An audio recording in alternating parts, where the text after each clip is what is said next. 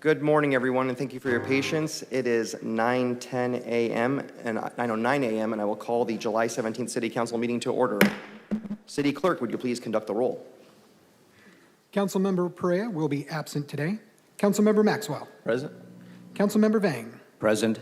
Councilmember Richardson. Here. Councilmember Esparza. Present. Vice President Arias will be absent today. Council President Carbasi. Here. We have a quorum. Thank you, City Clerk. Next will be the invocation, and the invocation is by Pastor Vicki Healy from the Wesley United Methodist Church. Pastor, if you'd come up, the floor is yours. Thank you. Thank you. While you're standing, let me invite you to take a deep breath with me and to breathe in peace, peace that will surround and encompass this City Council chamber today. And let us breathe out joy, joy which is deeper than any of us can understand as we do our work, as we lead our lives. Let us pray. Holy God, divine presence, sacred spirit, God of many names, in this moment, in this time, in this space, fill us with grace that is good news for all. Fill us with compassion for those who are captive in body and in soul. And grant us eyes of love with which to open our eyes and others that may be blind. Set us free with freedom, that we may also set others free as we seek ardently the common good. Give us courage to bear witness, to speak, and to act for justice.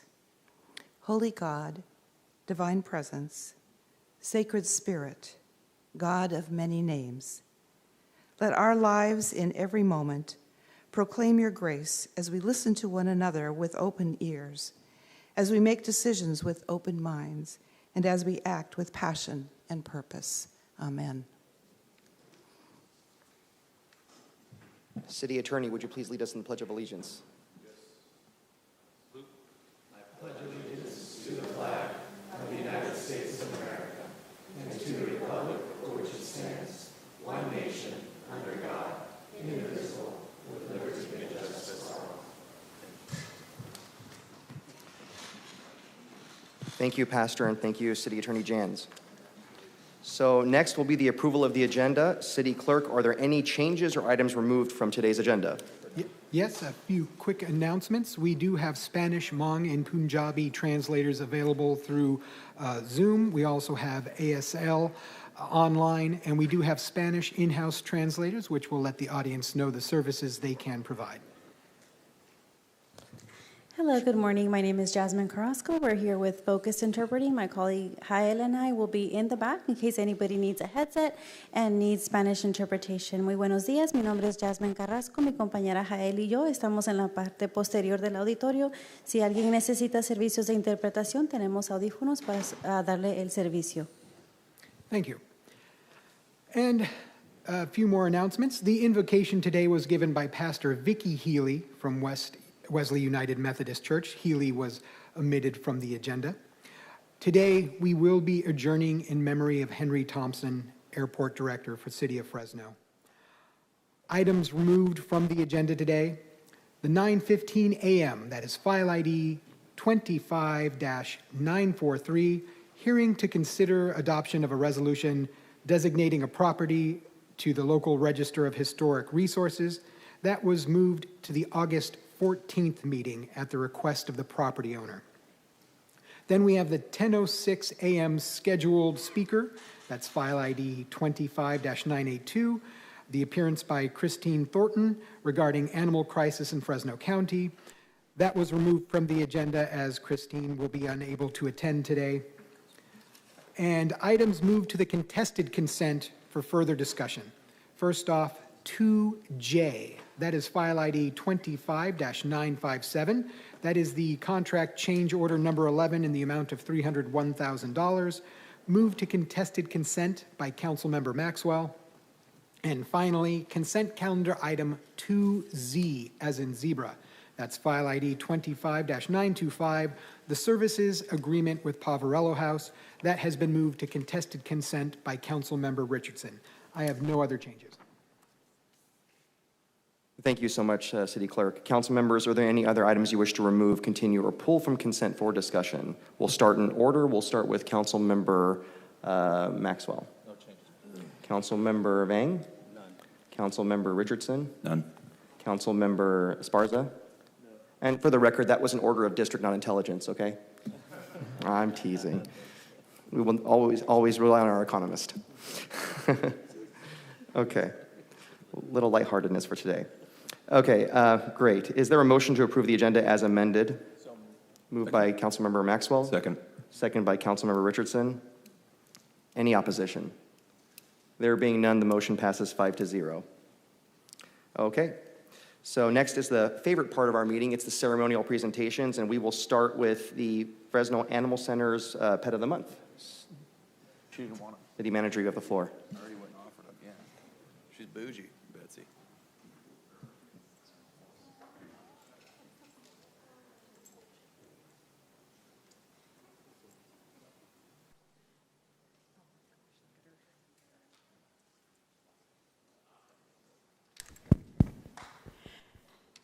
So we have Betsy here today. And Betsy is a 6-year-old female terrier mix. She would make a perfect lap dog. She enjoys head scratches. Ooh, she kind of gave me that like, no, maybe not from you, lady. She enjoys head scratches and cuddling up with you. She does have a small health issue with regard to a cyst on her face that may need some special follow-up, but it does not slow her down.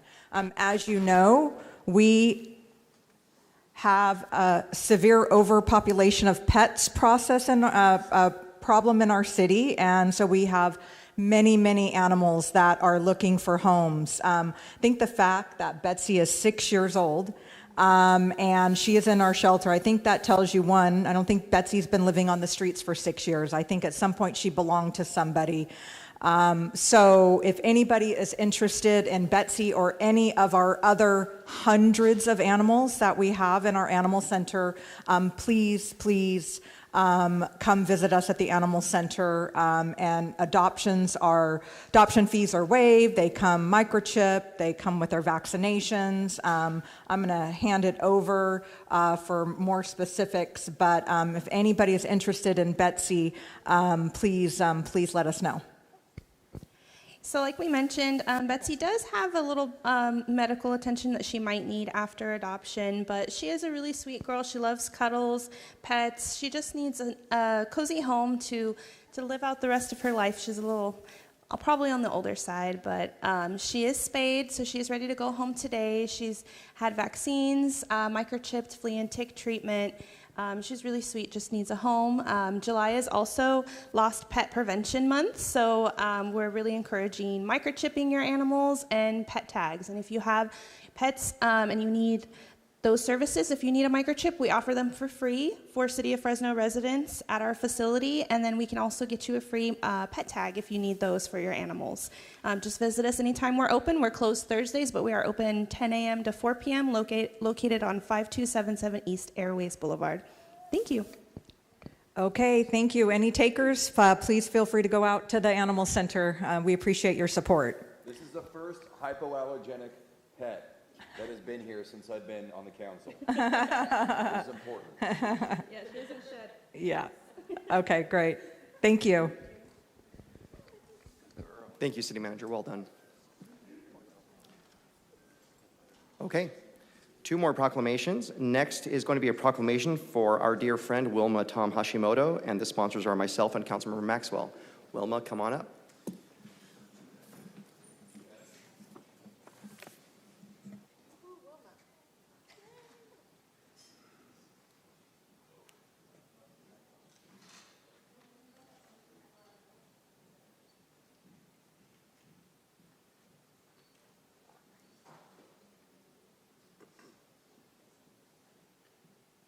How you doing?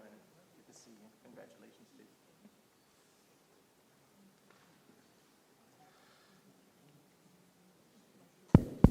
All right. Good morning, everybody. Wilma. Yes. Wilma, Wilma, Wilma. Where do we start?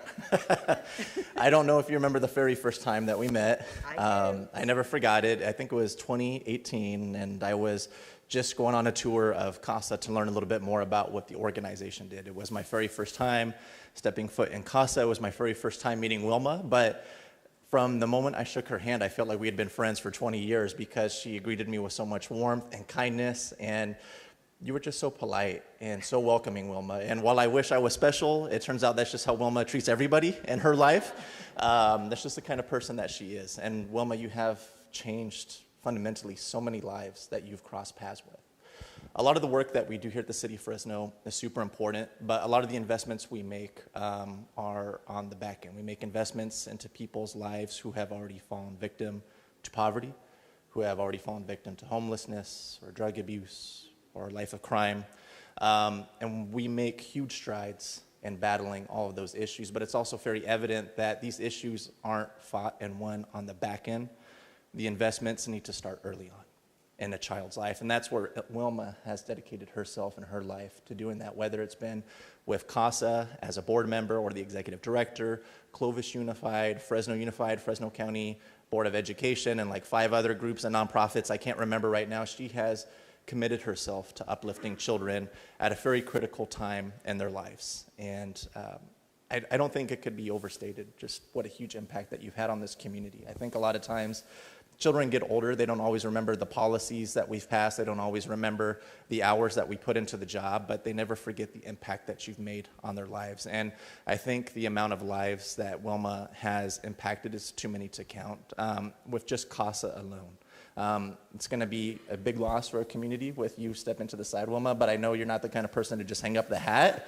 I have a feeling that you're going to still be very active, whether that's Rotary or some of the many other nonprofits or organizations that you're involved with. I know that you have a beautiful Valentine's baby that's going to be keeping you busy. But I just want to say, Wilma, thank you for always being a good friend. Thank you for being a champion to this community, a champion to the children across the city and county of Fresno. We really appreciate you, and we're going to miss you, Wilma. Thank you, Tyler. So, Wilma, a lot of what I'm going to say is basically echoing what Tyler has said, because it was very heartfelt, and he's correct. Those of us on the council, because of term limits, we're just passing through, and we hope we get to be the kind of change agent you are. We get to meet a lot of people in this line of work that have big titles, but when it comes to big actions, you were probably the top of the list, and I sincerely mean that. Both of us do. There are generations of young people who have benefited from the work you've done, whether they know it or not, because they had people there, whether it's through your work in education in one of our school districts or our county, or it's going to be your work at CASA, which, like Tyler said, big shoes to fill. What size shoe are you? 14, 15? big professional shoes to fill. And we're very glad that you are continuing your work in elective office now, so that way you can help with policy and important things. Both of us are grads of Clovis Unified, actually. So it's great to have you do that. But you really do sincerely inspire people like ourselves on the council to work harder and do more, because if we can get resources out to groups like CASA, that means we can make a real difference in the lives of the next generation of our residents. So thank you for your work, and tell us about who you have here today with you. Well, first off, we all know if you want to go quickly, you go by yourself. If you want to go further, you go with the team. And today I have my team with me, both from Clovis Unified as well as the board chair from CASA. And I have my team CASA with me, and they certainly deserve to be up here and receiving the kudos. Those are the ones who are out there recruiting, listening to the stories. They're out there in the evenings making a difference for children in the foster care where they have been just on the streets having it really hard and no one to care for them. And they have their CASA coordinators, employees, the office. They give it 100%, 110%, as well as the advocate volunteers. See me if you like to be an advocate, by the way. Told you to stop. So yes, my family is, and my CASA family and my personal family, daughter Kylene, she's been replaced on the Proclamation because I have granddaughter Rory now. Took precedent. Why don't we bring them up? Yes. Come on up. family want to join us? Absolutely. Come on up, yeah. And of course, Mike Cassatin. Come on up, guys. No, right here. No, you gotta get in the middle. That's right. So. 5 months. 5 months, all right. Yeah. Is she registered to vote in District 2? Is there anything else that you want to say? I just want to also thank, I have more. No, Please go, you have the floor. Come on in, everybody. You know, the city of Fresno, it is truly a partnership. And I look into the audience and I see Susan Chudy, partnership with the employment, Tiffany Apodaca with Marjorie Mason Center and so many others, and those who sit up there as well. Thank you for your leadership. Thank you for saying yes. I was a first-time elected official. I realize how hard it is to get to school board. I know how hard it was difficult there. You make tough decisions. You make important decisions. So thank you.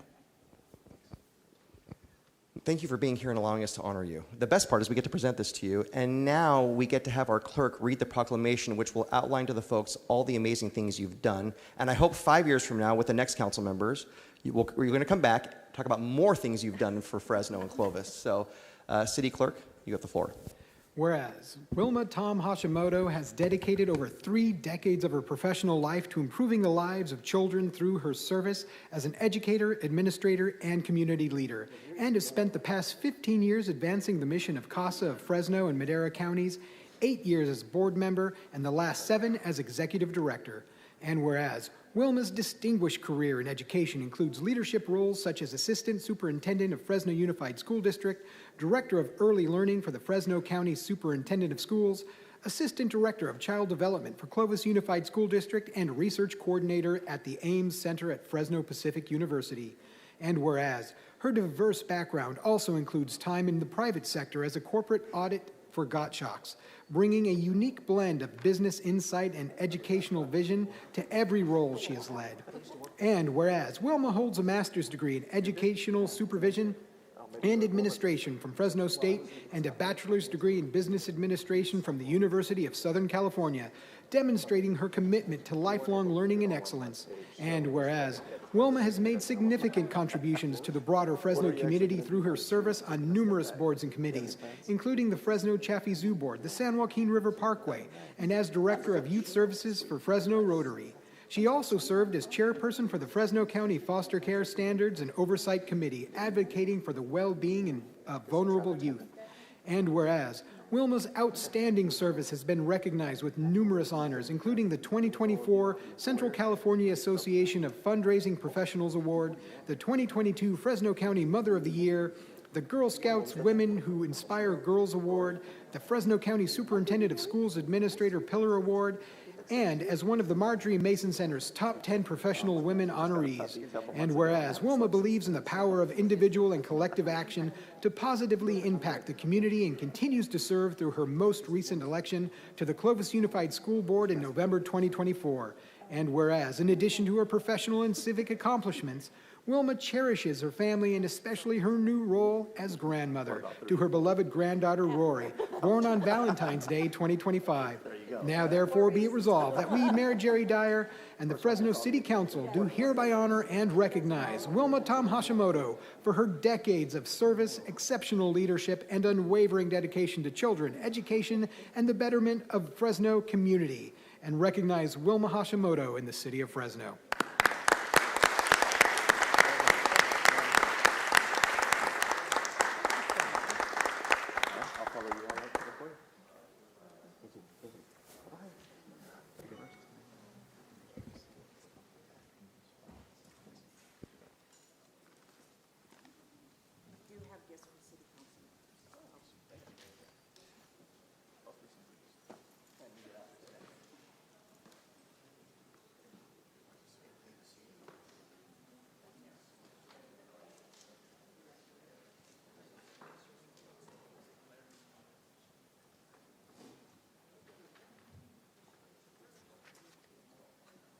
Just about the cutest baby I've seen in a while.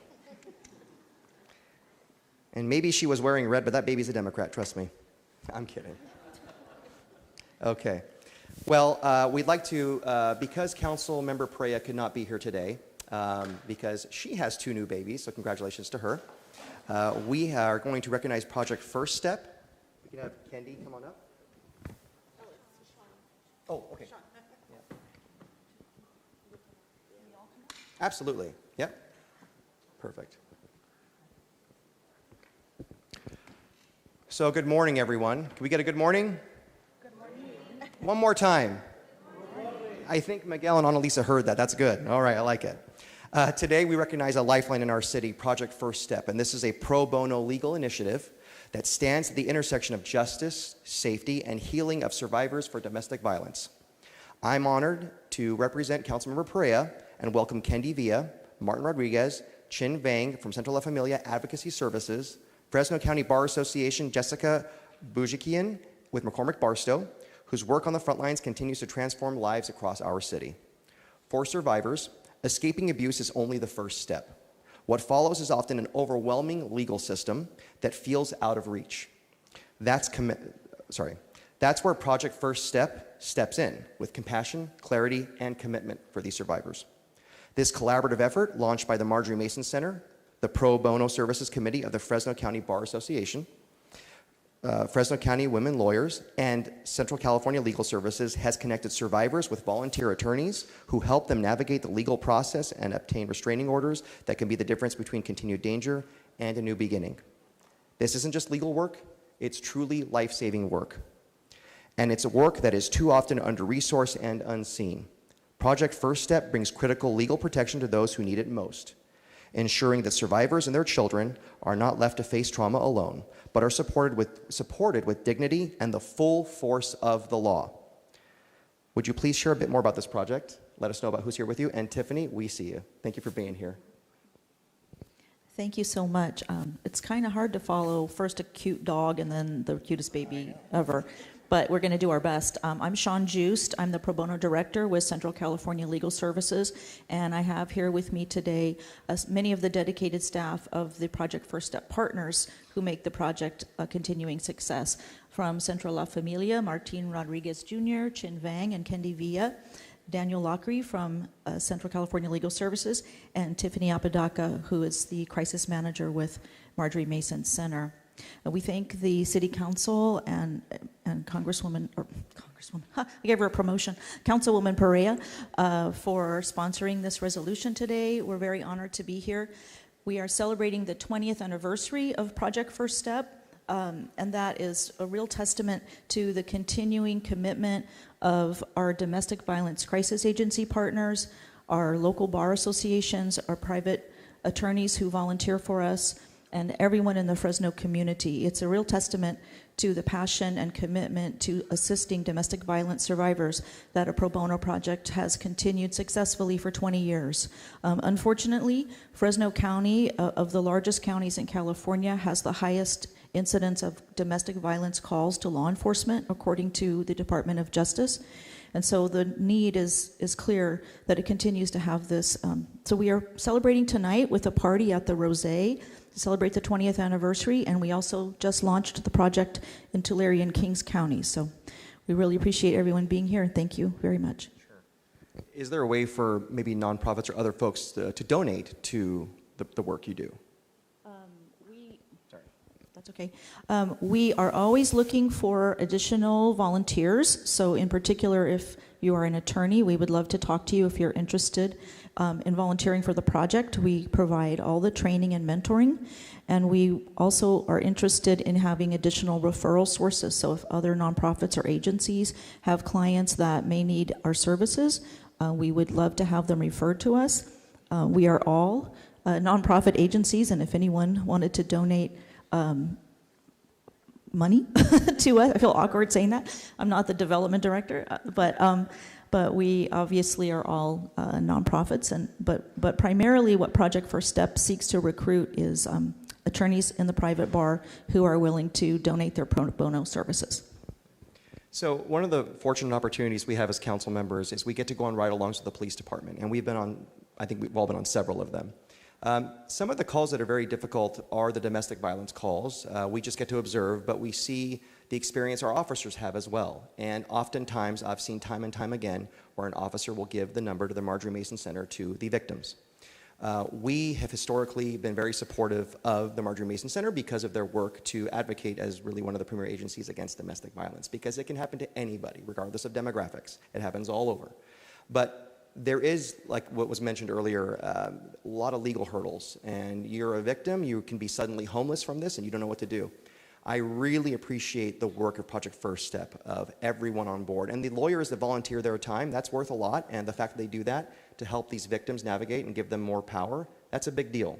So thank you so much. If anyone's out there, this is a call to donate your resources to Project First Step. If you're an attorney, please volunteer your time. I wish I was an attorney, but that's great. So City Clerk, if you'd please read the proclamation on the record. Whereas domestic violence is a profound and pervasive issue affecting individuals, families, and communities across California, and the legal system plays a vital role in ensuring safety, justice, and long-term protection for survivors. And whereas survivors of domestic violence who have access to legal representation are significantly more likely to secure permanent restraining orders, obtain appropriate custody orders for their children, and are less likely to be re-victimized. Access to legal representation also helps with reducing the chances of experiencing trauma and improves the chances of improved economic well-being. And whereas Project First Step was established in 2005 in Fresno County through a collaborative partnership among the Marjorie Mason Center, the Pro Bono Services Committee of Fresno County Bar Association, Fresno County Women Lawyers, and Central California Legal Services. Over time, the initiative has grown to include additional partners, including Central La Familia Advocacy Services and Central Hmong Advocacy Network, building our future with the goal of providing free legal representation to domestic violence survivors in their efforts to obtain permanent restraining orders. And whereas Project First Step connects survivors who have already obtained temporary restraining orders with qualified pro bono attorneys for the limited legal purpose of seeking a permanent restraining order, with referrals coordinated through Central California Legal Services Family Law Team and its network of domestic violence crisis center partners. And whereas pro bono attorneys participating in Project First Step receive ongoing legal support and mentorship from Central California Legal Services experienced family law advocates and the Central California Legal Services pro bono program team. And whereas for the past 2 decades, Project First Step has made life-saving difference in the lives of countless survivors, ensuring that justice is not reserved for those who can afford it, but extend to all who seek safety and protection under the law. Whereas in this, the year of Project First Step's 20th anniversary, the program expands to Tulare and Kings counties, where a coalition of new partners, including the Tulare County Bar Association, Family Services of Tulare County, Central California Family Crisis Center, Kings County Action Organization, and Central California Legal Services will bring these critical services to even more communities in need. And whereas the launch of Project First Steps in Tulare and Kings County marks a new chapter in the fight for justice, safety, and dignity for survivors throughout Central California. Now, therefore, be it resolved that we, Mayor Jerry P. Dyer, Councilmember Annalisa Perea, and the Fresno City Council members recognize and honor the transformative work of Project First Step, its partners, and the dedicated pro bono attorneys who give their time, talent, and hearts in service of justice. We celebrate the 20th anniversary of its founding, and we commend the launch of its new program in Tulare and Kings counties. Let this proclamation stand as a call to action to advance access to justice and ensure that every survivor of domestic violence receives the legal support they need to live free from fear. Be it further resolved that we, Mayor Jerry P. Dyer, Councilmember Annalisa Perea, and the Fresno City Council members do hereby proclaim the month of July 2025 to be Project First Step Month in the city of Fresno.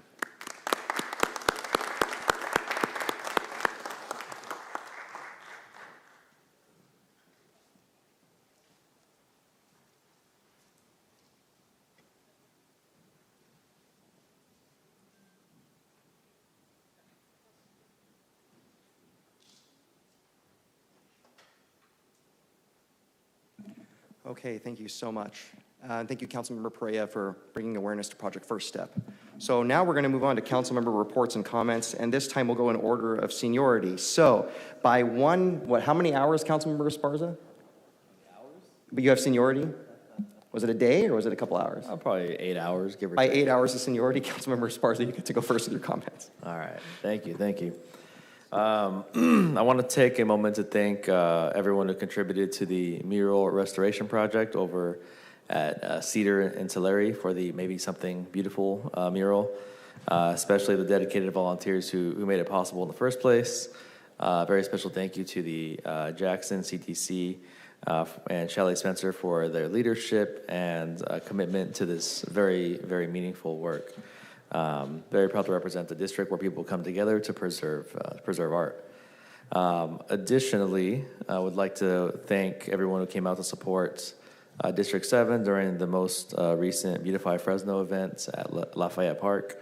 I had the opportunity to join dozens of volunteers as we picked up litter and refreshed one of our most valued neighborhood parks, which families can continue to enjoy. Lastly, I'm excited to invite everyone to join us for our 7th annual Beat the Heat at Romaine Park, and that's going to be Tuesday, August 13th, from 4 to 7 p.m. So, as always, we invite the community to join us for free food, fun games, water slides, community resource fair, and a backpack giveaway to help students get ready for school. It'll be a great time, great family-friendly afternoon. I hope to see the community there as always. Yeah. That'll be it for me, Council President. Thank you so much, Councilmember. Next, we have Councilmember Maxwell. Okay. Next, we have Councilmember Richardson for council comments. All right, thank you, Council President. Good morning. Last night, we had a fantastic meeting up at Copper River with some of the residents up there who were concerned that their park doesn't have a bathroom like a lot of other parks in our city. So we came up with a good plan for that and trust that we'll be working toward it. Also, thank you to the residents of the Woodward Executive Estates. Last week we met, talked about all their concerns from geese crossing Nice, the Nice geese, to trash removal, tending of plants in their area, safety of the traffic in their area. So great meetings lately, and been very honored to have that interaction with a lot of constituents. Really enjoyed the groundbreaking for the new communication center that went in over in the vicinity of the municipal yard. And today, in about 18 minutes, we will have the ribbon cutting of the new grocery outlet on Willow and Nees. And I know it's an exciting resource for the folks in that area, which is also close to where I live. So with that said, I think, Council President, that's all I have for announcements today. Thank you. And they say best for last. So, Councilmember Vang, you have the floor. Thank you very much, Council President Carbasi, and good morning, everybody. Just a few announcements. We're halfway through the summer season, and we're talking about going back to school. So a lot of schools will return within 1 month's time frame. And I'm happy to announce that District 5 is launching its first annual backpack giveaway.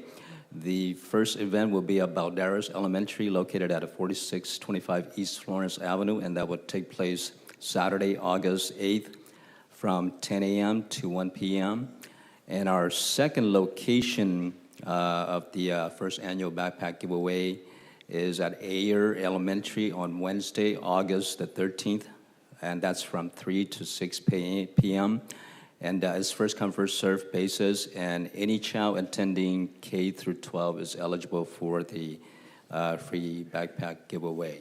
And also, August the 2nd is the citywide Beautify Fresno, and one of the location for staging is at Fresno Pacific University, and that's from 8 a.m. to 10 p.m., and it will end up in Manchester Center from 11 a.m. to 1 p.m. So a few events for the month of August, and those are the comments that I have. Council President, thank you very much. Great. Thank you so much, Councilmember. Just a few comments. First off, I'm going to read a little disclaimer. As many of you are aware, comments were made from this dais weeks ago about the cherry auction, and they've stoked much animosity and controversy in the Fresno regional community. To the same point, we, as a council, are in receipt of letters and a petition regarding the cherry auction demanding the resignation of a council member. As council president, I believe it is my responsibility to inform Fresno residents and the public at large that no one council member speaks on behalf of the city of Fresno or the Fresno City Council. Every council member here are independently elected by their respective Fresno districts and enjoy First Amendment free speech rights to speak their mind, even on matters like the cherry auction that are outside the Fresno city limits. That being said, I am well within my rights to personally disagree with certain comments that were made by one of my council colleagues. I am, however, without authority to independently sanction or limit one of my colleagues' ability to make statements from this dais. I respect the democratic process, and as council president and chair of this body, I will protect and encourage your ability to speak freely here today about your concerns regarding the cherry auction or any other matters. Thank you. Couple things. So I know the city manager is probably going to talk about this, but we did lose our director of aviation, Henry Thompson, and I just want to offer my condolences. Our city employees are the people that make it possible to actually do the amazing things we try to create with policy. And our department directors are one of the biggest parts of that. And losing one of them is very, very difficult. So our condolences go to the family. And on another note, some good news. We do have a few good things that have happened. So I think she was here earlier, but former District 2 Chief of Staff and District 2 resident Ann Cluse has a birthday today.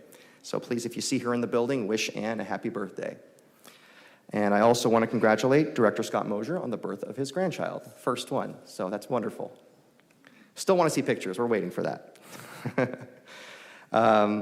And then if you wouldn't mind pulling up some pictures that we have. So I know we got a lot of calls, not just 911 calls, but as council members, we received a lot of calls about fireworks, but specifically the ones that are not safe and sane, the illegal fireworks. And there were a few large brush fires in District 2, one by the Island Water Park, one at Herndon and Valentine or Prospect area. This is what, about 11 o'clock on July 4th, we're able to see. You see some two-story homes right next to there. And the fire got pretty darn close. And I do want to thank Mr. Ledesma, who was a resident of District 2, for working with me and some of the residents. They threw hoses over and were able to try to help prevent the spread of the fire. But I also want to thank Engine 14 for coming out as fast as they could and taking care of that. But the reason why we show that is this was caused, and we have video of that, by illegal mortar fireworks. And the unfortunate part of that is that people say, let's get rid of fireworks, let's stop that. The problem is it's the illegal activity and the illegal fireworks that are causing the biggest problem, that create a threat. But we also don't have a proactive weed abatement program in this city. So there's a field next to it that has their weeds disked or mowed. There was no fire there. But this one had not been taken care of. So city attorney and I are working with administration and Chief Alcorn to potentially look at a proactive weed abatement program that we could bring forward for certain lots. So maybe before the summer, we can get these fields mowed to prevent the spread of fire in our city and be on the lookout for that. That's one thing we can do to help reduce the threat of fires in our urban area. We also had the 911 center groundbreaking. I really want to thank the administration and the council for unanimously supporting funding for that. Our 911 dispatchers, any of you that called on July 4th because of the fireworks, know that they work really hard. They have long hours. And right now, they physically have tough working conditions in the building they're in at headquarters.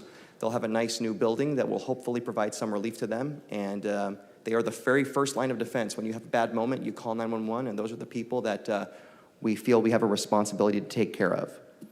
And then two last things. We do have in our audience Dr. Mark Marshall, who is our new superintendent of Central Unified. Dr. Marshall, if you wouldn't mind coming up for a moment and introducing yourself.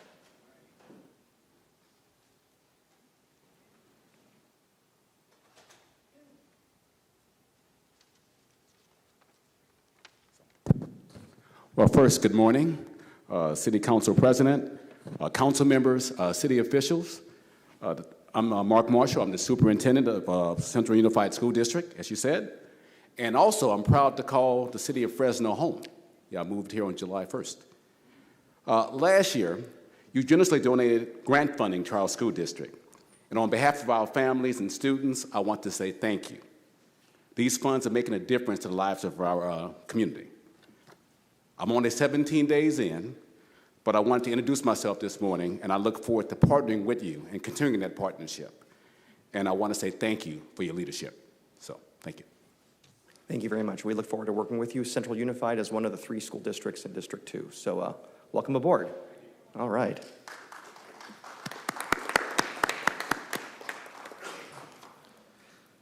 Okay, last thing before we move on to a city manager. There were some recent news reports about our city attorney, and speaking for myself, being council president, I just want to say, some of the articles were very fair, presented both sides. I think some of them were, I'll just say, overzealous and didn't really get to the real story. I have full confidence in our city attorney and the work he does. And it seems like he is not the only attorney that are faced with clerical errors by the state bar, which unfortunately inaccurately will put them as inactive when in fact they are active and they have receipts to prove it. And so I hope that media looks at that story and to see what's happening. Now, it's really difficult when you're a city attorney and a public figure, and that happens when you did everything you're supposed to do. So I do hope that we keep the focus on the work of this city and the great work they're doing through code enforcement and wage theft and all those other great things that they're doing. And you have my full confidence, city attorney, and thank you for the work you do. And with that, we're going to move on President? to... Yes, sir. I forgot one, one fun update. I thought I'd Let's share. end on a good note. Yes, sir. Yeah, I mean, they're all fun. Right? We love this job. But, I forgot to mention that not this Saturday, but next Saturday, over at South of Shaw, we're going to be engaging in a cross-cultural brewing collaboration with one of our sister cities, Kochi, Japan. So we'll be brewing South Horizon Brewing, which is located in Kochi, Japan. We'll be brewing the Japanese rice lager here in Fresno, while they are simultaneously brewing the Flying Chancla Mexican Cerveza out in Kochi.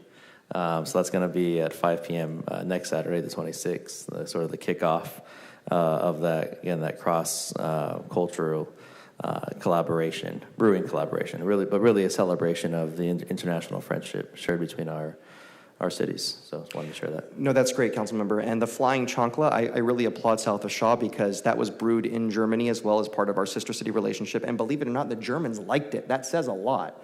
So that's wonderful. Thank you, council member. All right. And with that, we're going to move on to city manager.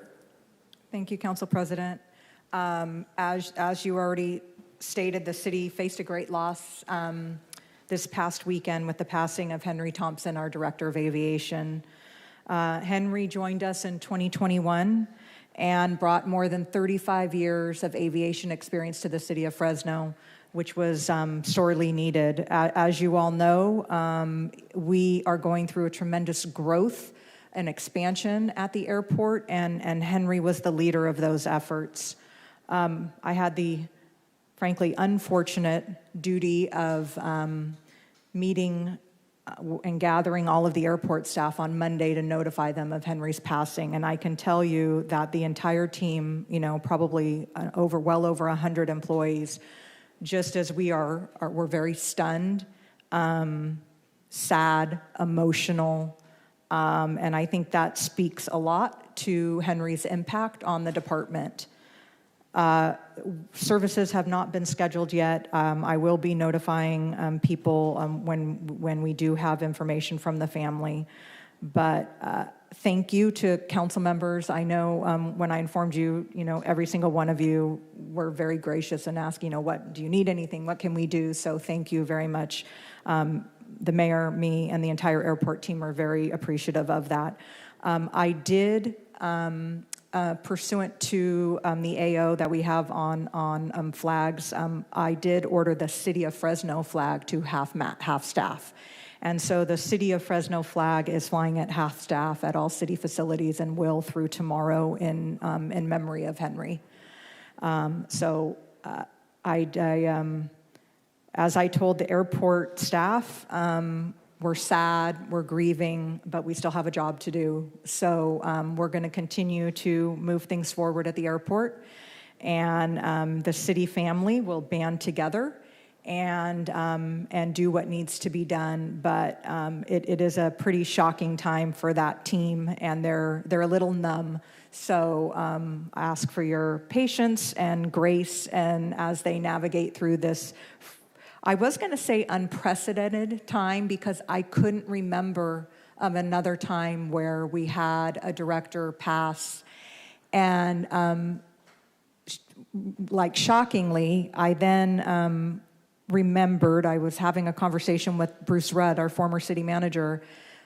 We did have this happen one other time, and it was about 25, 26 years ago, and it was Terry Cooper, who was the director of transportation who oversaw the airport at the time, who passed away from leukemia while he was still employed. But this is only the second time, so we are sort of just feeling our way along and trying to do the best that we can. I want to thank the personnel department for activating the employee assistance program for all of the employees at the airport to take advantage to provide support to them, as well as the police and fire chaplains who went and set up out at the airport admin offices to provide support for any employees out there who needed it. So that's really all I have to say today, and I'll keep you all posted. But thank you again, everybody, for your condolences and wishes. I have been passing them on to the family. Thank you, Council President. Thank you. And before we move on to our scheduled hearings and matters of the day, let's do a moment of silence for Director Henry Thompson, please.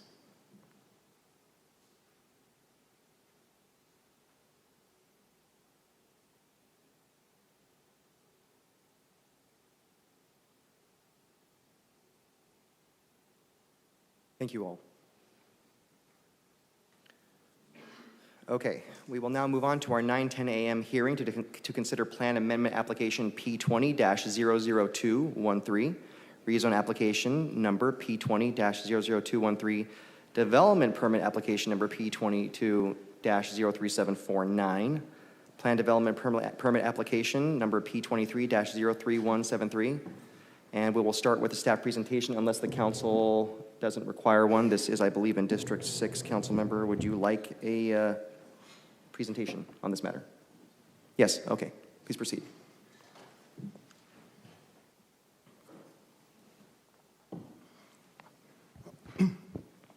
Thank you, Council President, members of the council. My name is Rob Holt, Planning and Development Supervising Planner.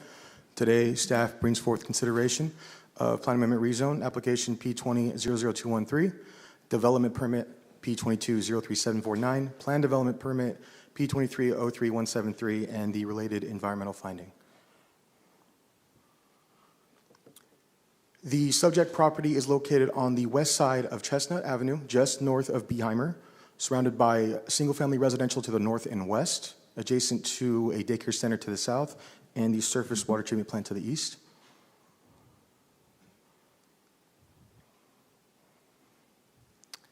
The existing current plan land use of the subject property is employment office, and again, medium low density to the north and west, office to the south, and public facility to the east. Next slide. The plan amendment rezone for the subject property is proposing it to change from employment office to medium high density residential, and the zone district from O to the corresponding RM1 zone district, which is compliant with the medium high density plan land use.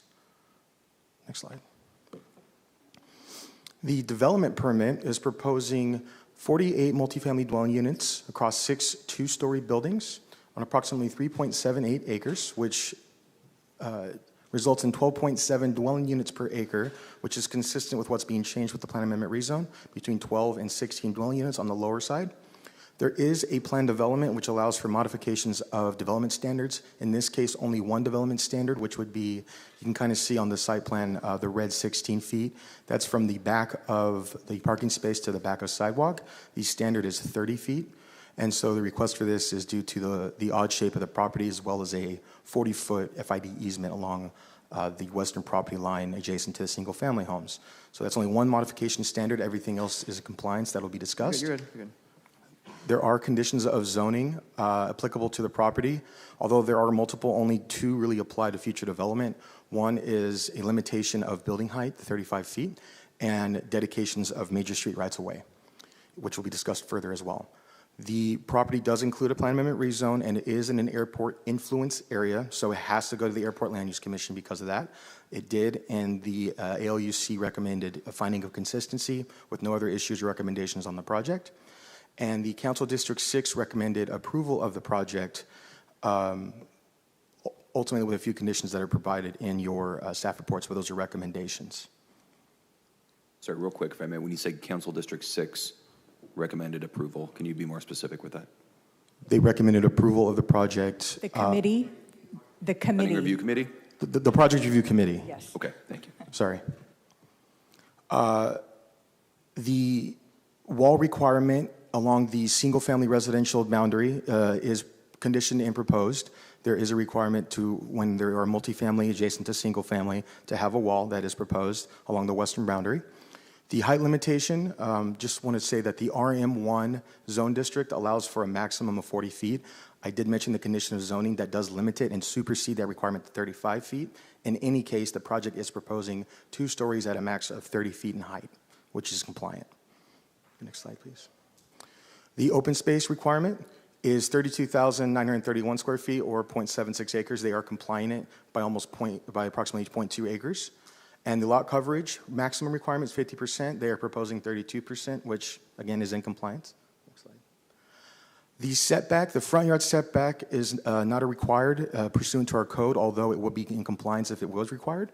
That said, the interior side, which on the left-hand side of your screen or the southern boundary is 10 feet, where they are proposing 10 feet. And then because of the single-family zone district to the west, there is a 20-foot setback requirement, although they are proposing 86 feet from any building from that setback. And lastly, for the development standards, the parking standard, you can see here there are a total required 78 parking spaces, of which 48 shall be covered based on the bedroom count. And from that, they are proposing 81, and with also 48 covered. You can see in the dark gray, that's the covered. The rest are uncovered. The small blue sections are solid waste enclosures, which are actually in the setback that's required, so they are conditioned to be relocated outside of that. Next slide. With that, there is a neighborhood meeting required from the plan amendment rezone. The applicant held 3 during the process of this application, one on December 17th, 2019, one on August 14th, 2024, and one of May 27th this year. Concerns from those 3 meetings included noise, traffic, on-site and on-street parking, lighting impacts, and backyard privacy. Further analysis and provided by the applicant is in your staff report. Next slide. There were opposition letters only processed during the Planning Commission portion. There was nothing provided between Planning Commission and now. As part of that, some of the major concerns brought up by the public were traffic congestion and pedestrian safety. It should be noted that there's a total peak hour AM trip of 19, total peak hour PM trips of 24 for this project. There is conditioned sidewalk at 6 feet wide, along with curb, gutter, and installation along the project frontage. There is a concern of loss of backyard privacy. I'll provide an exhibit just after this, but 86 feet was the setback proposed from the residence to the 2-story buildings. There was a concern of inadequate parking capacity, and as stated, the parking is in compliance. It's actually exceeding. There is noise pollution concerns. The project's conditioned to comply with the noise ordinance.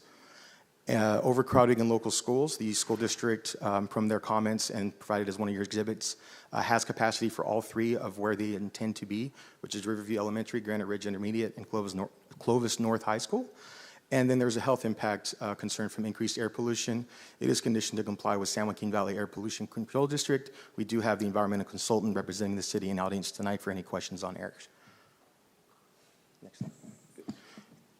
So the Planning Commission hearing was held on June 18th, 2025. It should be noted that no one in audience for the public, whether in opposition or support, were in attendance. And ultimately, the Planning Commission recommended approval, 6 votes to 0, with the condition that the area along the southern boundary adjacent to the daycare is extremely densely screened. You can see here on this exhibit that the red square is where that's located, and this is an exhibit that the applicant provided after Planning Commission identifying that, as well as other as well as other screened areas along the western boundary, which is the single-family residential, and in front of the buildings that point towards those. Next slide. And lastly, this project does involve the housing element. It is in compliance with Program 2 of our housing element, which provides for a variety of housing opportunities in high-resource areas. In our housing element, there are highest, high, low, and very low. And this is actually in the highest resource areas, so that does in compliance. Next slide. And to cap it off, staff's recommendation, again, is adoption of the environmental assessment, approval of the plan amendment, rezone, development permit, and plan development. Do want to provide clarification for the council. Staff's recommendation and the recommendation in the staff report is as approved. It is not including Planning Commission's recommendation for the densely screened area. That would have to come as a separate motion that you would provide on the dais. And with that, staff concludes presentation. Be happy to answer any questions. Okay, thank you. We're going to go to council for questions before we go to public comment, and this is in District 6, so we'll go to council member first. Thank you. All right, real quick, just to go back a couple slides, I'd like to talk about the screening plan. You talked about the dense screen. Can you go in a little more detail about that, please? I noticed those 6 trees in the box. Yes, so there's 6 trees in the box that essentially are placed where potential windows would be, or any potential patios or windows would be, that screens it from the property to the south, which is the daycare center. There's kind of a jog to the north that's not part of their property. That's part of the daycare center's property, but yeah, where they're proposing and where they can get landscaping within that 10-foot setback, they are providing that. And this is provided by the applicant. So this was provided after the recommendations? It was, yes. Did those trees not exist? Just what was the change?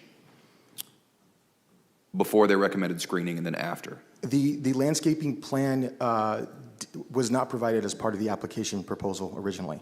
That usually will come after, but because that recommendation came, they provided something that showed where they would be. Okay.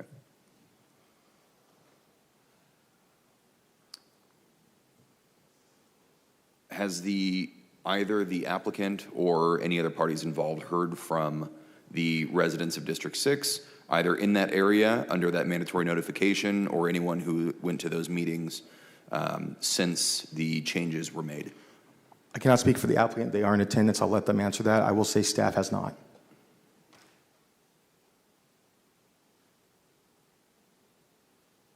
Okay.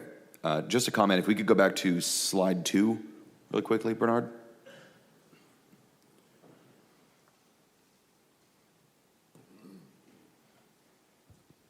While he's getting there, I would like to point out, I have been in office for one of those meetings, and I attended the meeting with the residents in the area.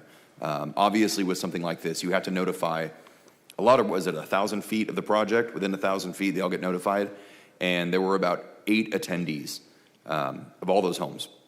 So they were obviously the most passionate people out there, and I hear them, and the points they brought up and the concerns they had with this development were shown to be heard because the applicant came back afterward making changes to address all of those concerns.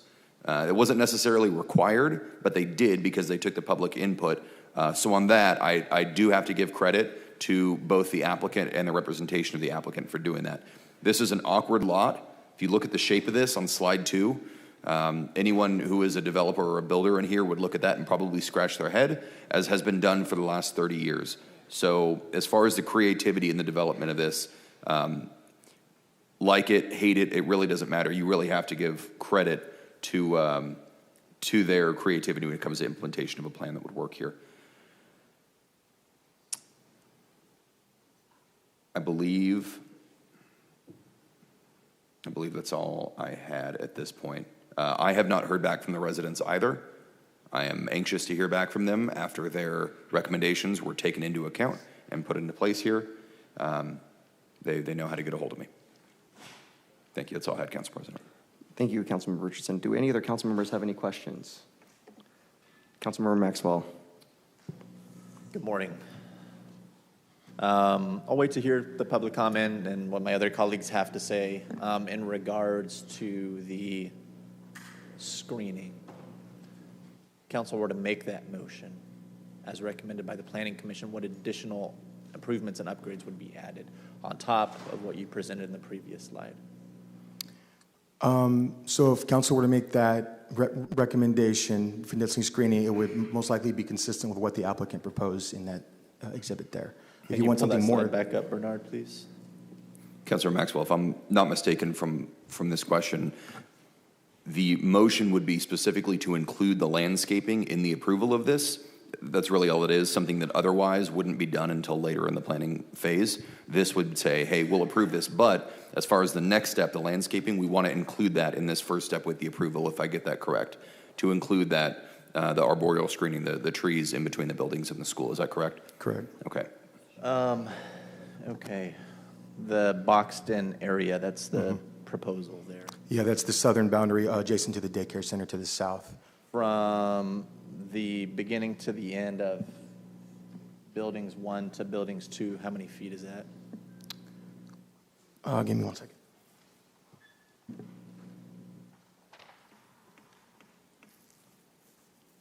If you have an approximation, that's fine as well. It should be, I don't have an approximation. It should be in Exhibit A, would have your site plan, and it should have the length of the buildings. I would say approximately.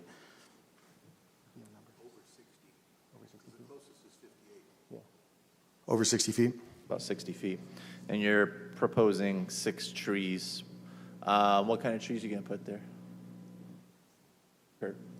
Dirt.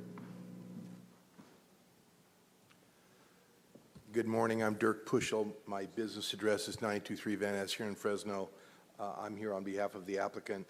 We haven't got to specific trees, Councilmember Maxwell, but we committed to the neighbors that they would be evergreen. And that applies to not only the area that's adjacent to the daycare center, but all of the trees along our western property line. And that we will plant those trees as densely as is practical because of the grade differential and the width of our easement in relationship to the property line. Understood. And that's going to be 2 stories, correct? Yes. Well, the trees would be, we'd say, medium-sized trees that are going to at least be 30, 35 feet at maturity. Talking about the diameter of the canopy when it's grown out? I would say they would be at least 20. Understood. Yeah, at least 20. A medium-sized tree is going to be at least 20. Okay. It's 120 feet in a 60-foot area? Yeah, along the, if you're looking at the site plan, it's that whole ring along the top of the diagram illustrates where those trees are going to go. And I should also mention that our client purchased the northern, about 800 feet from the flood control district, from FID, so that we could complete the street and also complete the landscaping along the street. While I'm speaking about commitments to the neighbors, we also committed to working with them with respect to the height of our wall, because the property has undulations in topography. Does that require a variance? No, it doesn't, but we can work with the city Public Works Department about how we grade that so that they get the maximum amount of privacy. Mm-hmm. We also made a commitment to the neighbors that we would have breaks in our parking along North Chestnut, because the neighbors didn't want to have a long bar of parking. So we made that commitment to them, and we will offer that we will landscape the area as illustrated in the site plan adjacent to the daycare center to the extent that we can. Understood. Thank you, Mr. Puschel.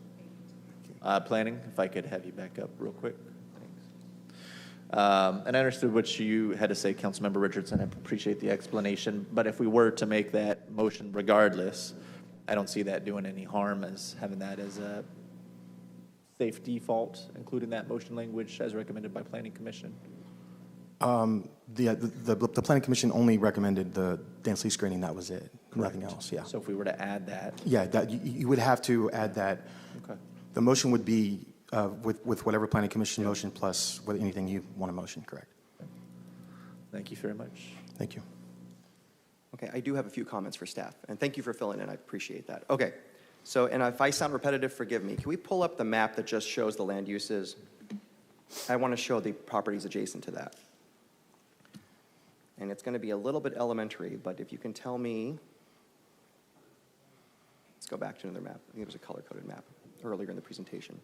The pink. Yeah, there we go. Or we'll go one more before it. Great. So that's the property in brown, correct? Or tan? Yeah, I'm not seeing it up here. So. Oh, I'm sorry. Can you go back one slide? Just to show existing, thank you. Yes, so this is existing as of today. So let's go to the next one. Okay, so just to the west of that, there are single-family homes, correct? Correct. Okay. So there'll be a shared wall with single-family homes. Correct. Okay. Main thoroughfare to the east of it, there is, what is that light shaded purple area? To the south, that is employment office, the same as what the property currently is. Okay. And then you said there was a daycare? Yes. Where's the daycare? Just Across Beeheimer? It's on the northwest corner of Beeheimer and Chestnut, adjacent south of this property. Okay, gotcha. Okay. So you mentioned the developer met with the public 3 times because they were required to do so? They were required to do one time. They volunteered to do 2 additional times. Well, that says a lot. I appreciate that. Now, why were they required to do it one time? It is subject to our municipal code for plan amendment and rezones. It requires at least 1 neighborhood meeting. So the rezone requires a neighborhood meeting? Yes. And what are the noticing requirements? Is it just something put in the paper, or are there postcards sent out? The noticing, the noticing requirements for distance are in code 500 feet, but we encourage and always typically require 1,000 feet to property owners. And in this case, what happened? Do you know It was if 1,000 feet. Okay. On all 3 cases. Okay. And there were 3 meetings? 3 meetings, yes. What were the residents' responses? You did mention a few of them. Traffic concerns. There were quite a few.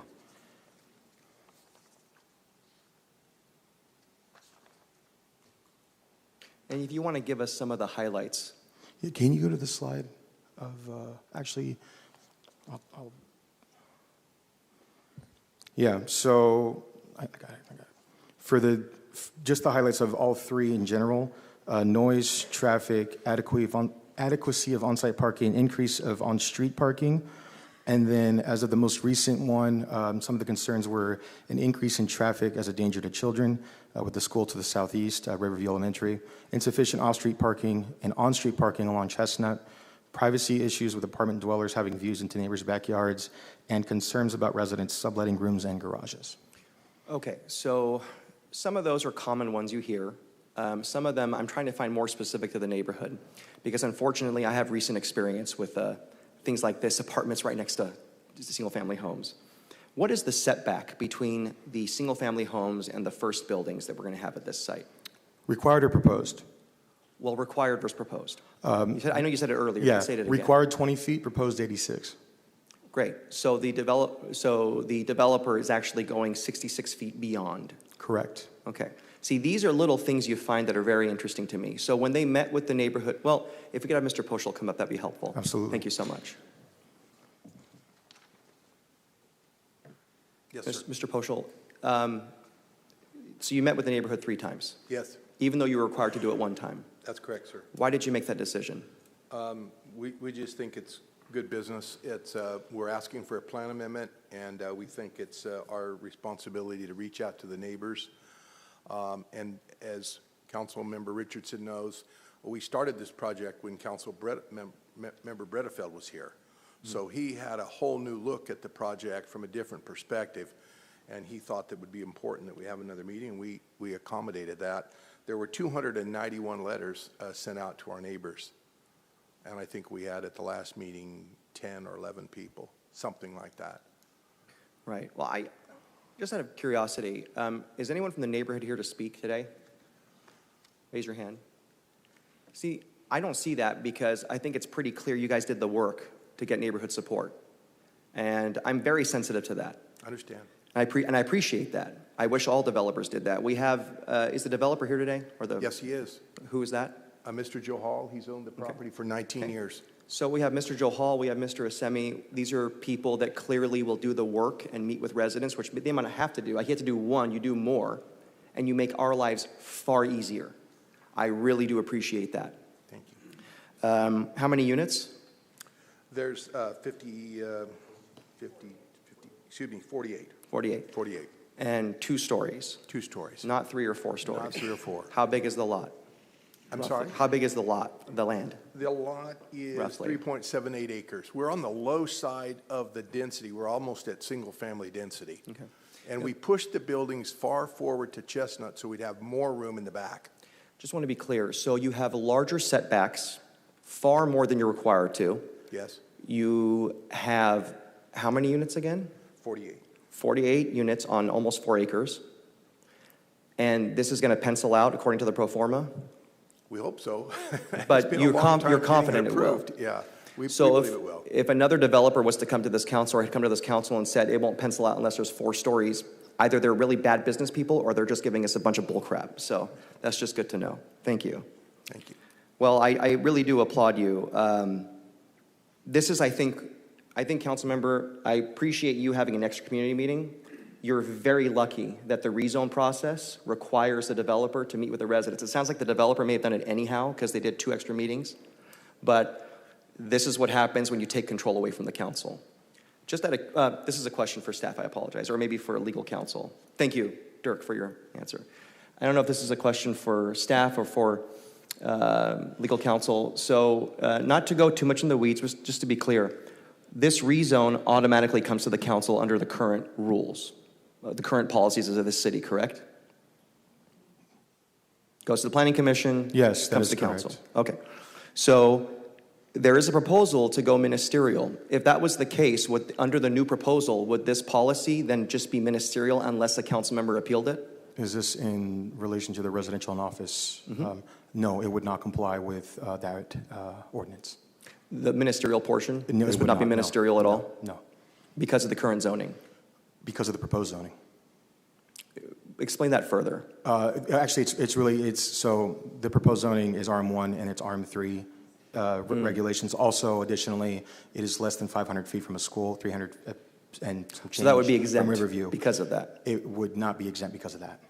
It does not comply with that ordinance. Because Being of the able to use 500-foot it. buffer? Because of the 500-foot buffer and of the proposed zoning based on, yes. Christy, do you want to say something? Yeah.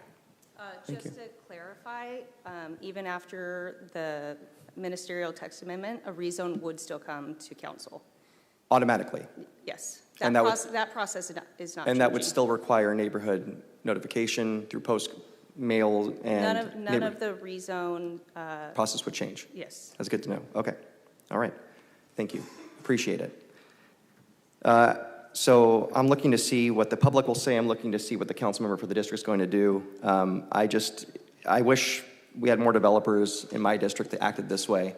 I really do appreciate the work that you've done beyond what was legally required. And the fact that it looks like we have no one here in opposition is a testament to that.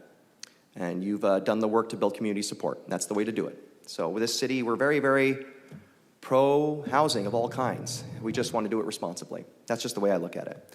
So with that, if any other council members have any questions, we're going to go to public comment at this time. Anyone from the public wishing to comment on the 9:10 a.m. hearing? Going once, going twice? Okay. Back to the council. We're going to close the hearing and go to council discussion and action. I don't see anyone punched up. Councilmember Maxwell? I'm just wondering if my colleagues would have an opposition then to making the motion to include that recommendation from the Planning Commission. I see that the planners have already implemented some sort of screening, but I don't think it hurts to have that language in there as a safeguard. I think I could support it if that motion is approved. I would agree with that. But Councilmember, it's your district. How do you feel?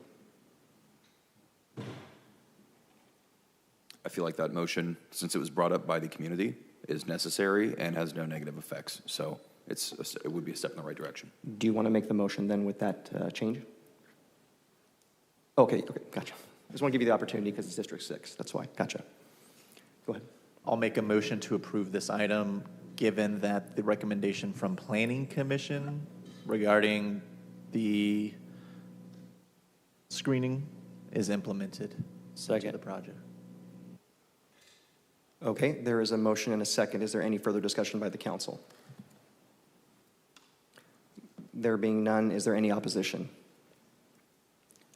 There being none, the motion passes 5-0. I'm sorry, I didn't see your hand up. 4-1, I apologize. 4-1. Okay, thank you very much. And thank you all for your patience as we had the discussion. Okay, so the 9:15 a.m. meeting item is going to be postponed to August 14th, so we're going to move on to the 9:20 a.m. number 1.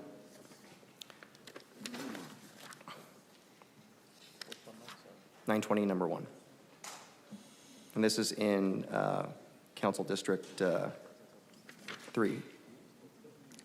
So do you want a staff presentation? Yeah, I'm not asking for a presentation. Council members, do you want a presentation on this item? The 9:20 a.m. number 1? In District 3? Yep. Okay. No need for presentation. Thank you. Whoa, that's awesome. You did a fantastic job. Thank you. Yeah. Okay, so any questions by the council on this item? Not seeing any. Any members of the public wishing to comment on the 9:20 a.m., number 1, 9:20 a.m. item? Please do come forward. Not seeing anyone. Oh, nope, everyone's pretty shy today, so no one coming forward for this at this time. Okay, so we're going to close the hearing and bring it back to the council for discussion and action. Is there a motion to approve or deny? Motion approved by Councilmember Esparza. Second by Councilmember Bang. Any opposition? There being none, the motion passes unanimously. Okay. The 9:20 a.m. hearing number 2. Rezone application P24-04357 and related environmental assessment number P24-04357 for property located on the west side of North Grantland Avenue between West Ashland and West Gettysburg, and this is in Council District 1.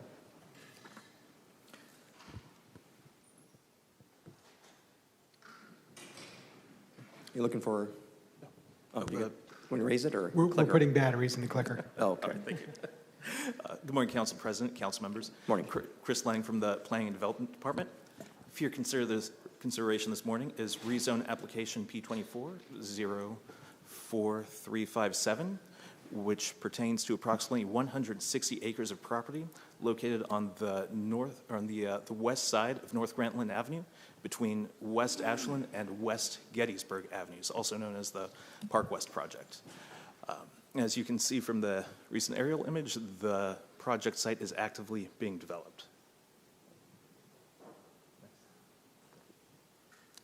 The Park West project, along with the associated EIR, were approved in 2021 for the development of up to 844 single-family lots.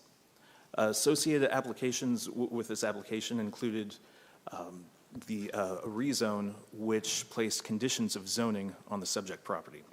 These conditions of zoning were relative to the construction of infrastructure improvements based upon the number of building permits issued. One of the existing conditions of zoning is to construct an intersection at Grantland and Gettysburg Avenue prior to the issuance of 450 homes, or prior to the issuance of 450 building permits. Thank you. Now, the subject rezone application proposes to amend this condition of zoning to require the construction of the intersection at Grantland and Gettysburg from 450 units to 650 units. And it is also noted that the future segment of Veterans Boulevard aligns with this requirement, which is also a condition of zoning to be constructed prior to 650 building permits. This rezone application only refers to, or only is for the issuance of, or the change of 450 to 650 building permits. It doesn't apply to the underlying zone district. It does not modify any of the previously approved subdivisions, lot counts, and any other conditions placed upon the Park West project. An updated traffic study was prepared for this and reviewed by the Department of Public Works. Findings in that traffic study also support the approval or allow for the change or the modification from 450 building permits to 650 building permits.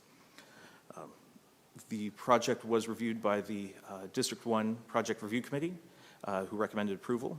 And on June 18th, the project went to Planning Commission, which also recommended approval of the subject rezone. Therefore, staff recommends adoption of the addendum to EIR, P24-04357, dated April 15th, and also introduction and adoption of the rezone application, proposing to amend the existing conditions of zoning relative to the infrastructure improvements.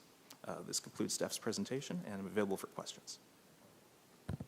Thank you very much. Appreciate that. Any members of the council have any questions on this item? I don't see anyone punched up. Now, this is in the Park West development, correct? Correct. I believe the master developer is here in the audience. Would you come forward, please?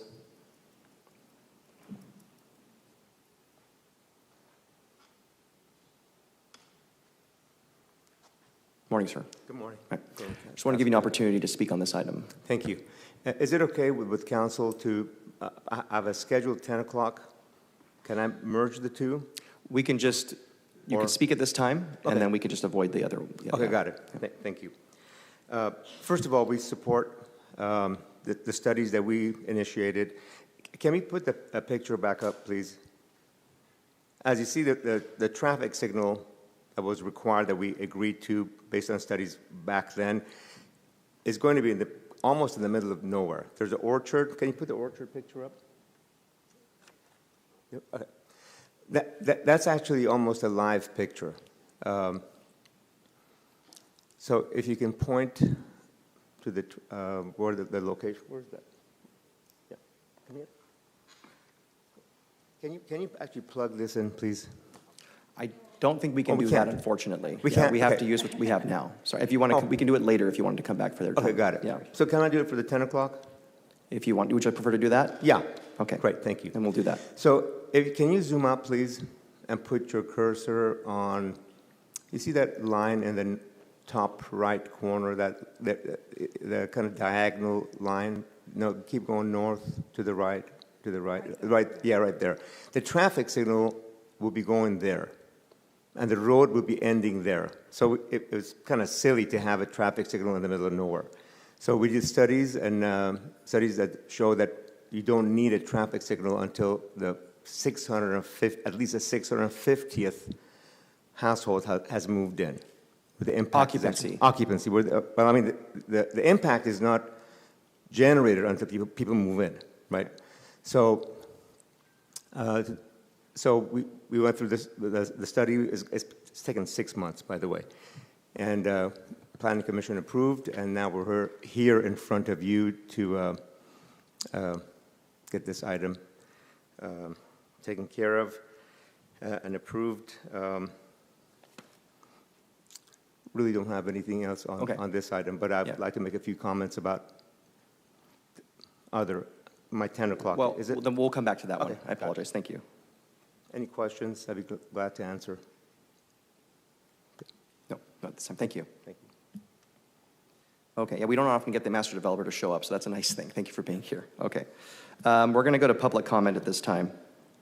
Any members of the public wishing to comment on the 9:20 a.m.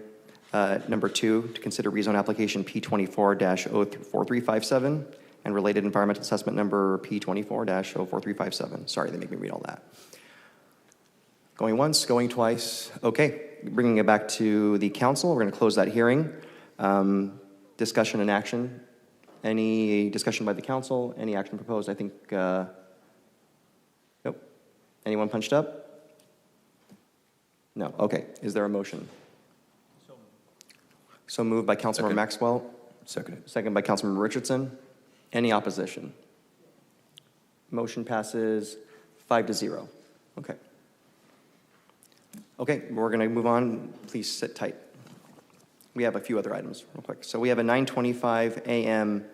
TEFRA, Tax Equity and Financial Responsibility Act public hearing.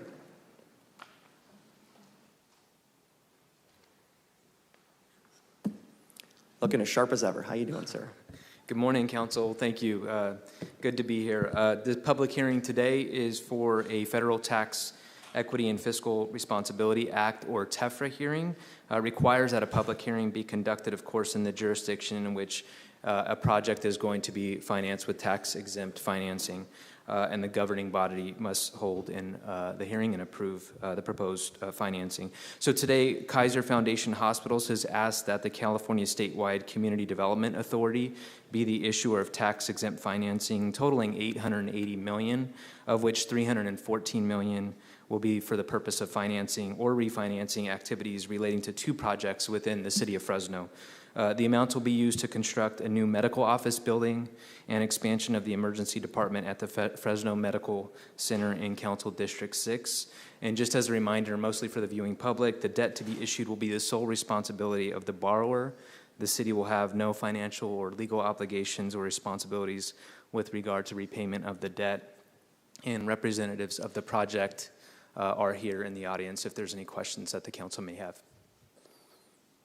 Great. Excellent, Santino. Thank you so much. So any questions by the council? When can we get Kaiser as a healthcare option?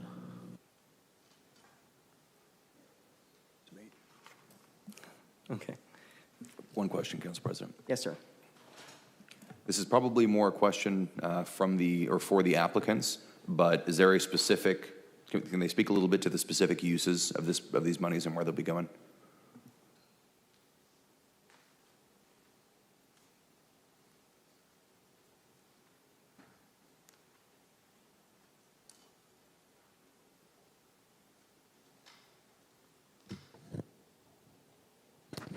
Can you hear me? Yep. Yeah, good morning. Syrup Trojan, Kaiser Permanente, Community Government Relations. This is for the construction of 144,000 square feet medical offices, Orchard Plaza, and some of the services and departments will be behavioral health, endocrinology, oncology, pediatrics, pharmacy, etc. Mr. Trojan, is this the complex that we went and visited a couple months ago? Yeah, correct. Okay. And it's scheduled to open October 1st, see first patients, and all phases will be operational at that time. Fantastic. Looking forward to it. Thank you. Thank you. Great. Okay. Any other council members have any questions? All right. There being none, we're going to go to public comment at this time. Any members of the public wishing to comment on this item? Okay. No public comment today. All right, we're going to move on to bringing it back to the council. Any discussions or motion? Motion to approve, Council President. I'll second that. So motion by Councilmember Richardson, seconded by myself. Any opposition? There being none, the motion passes 5-0. Good job, Santino. And admin, thank you so much. Okay, next we're going to move on to our scheduled speakers. We have an appearance by, well, in order, 10 a.m. by Cameron Rodriguez regarding immigration within Fresno.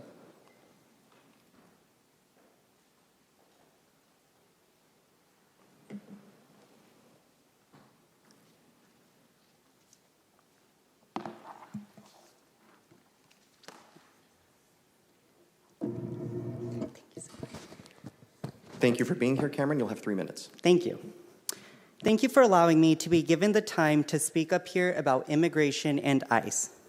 Give me your tired, your poor, your huddled masses yearning to breathe free. Send these, the homeless, the tempest toss. I lift my lamp beside the golden door, Lazarus.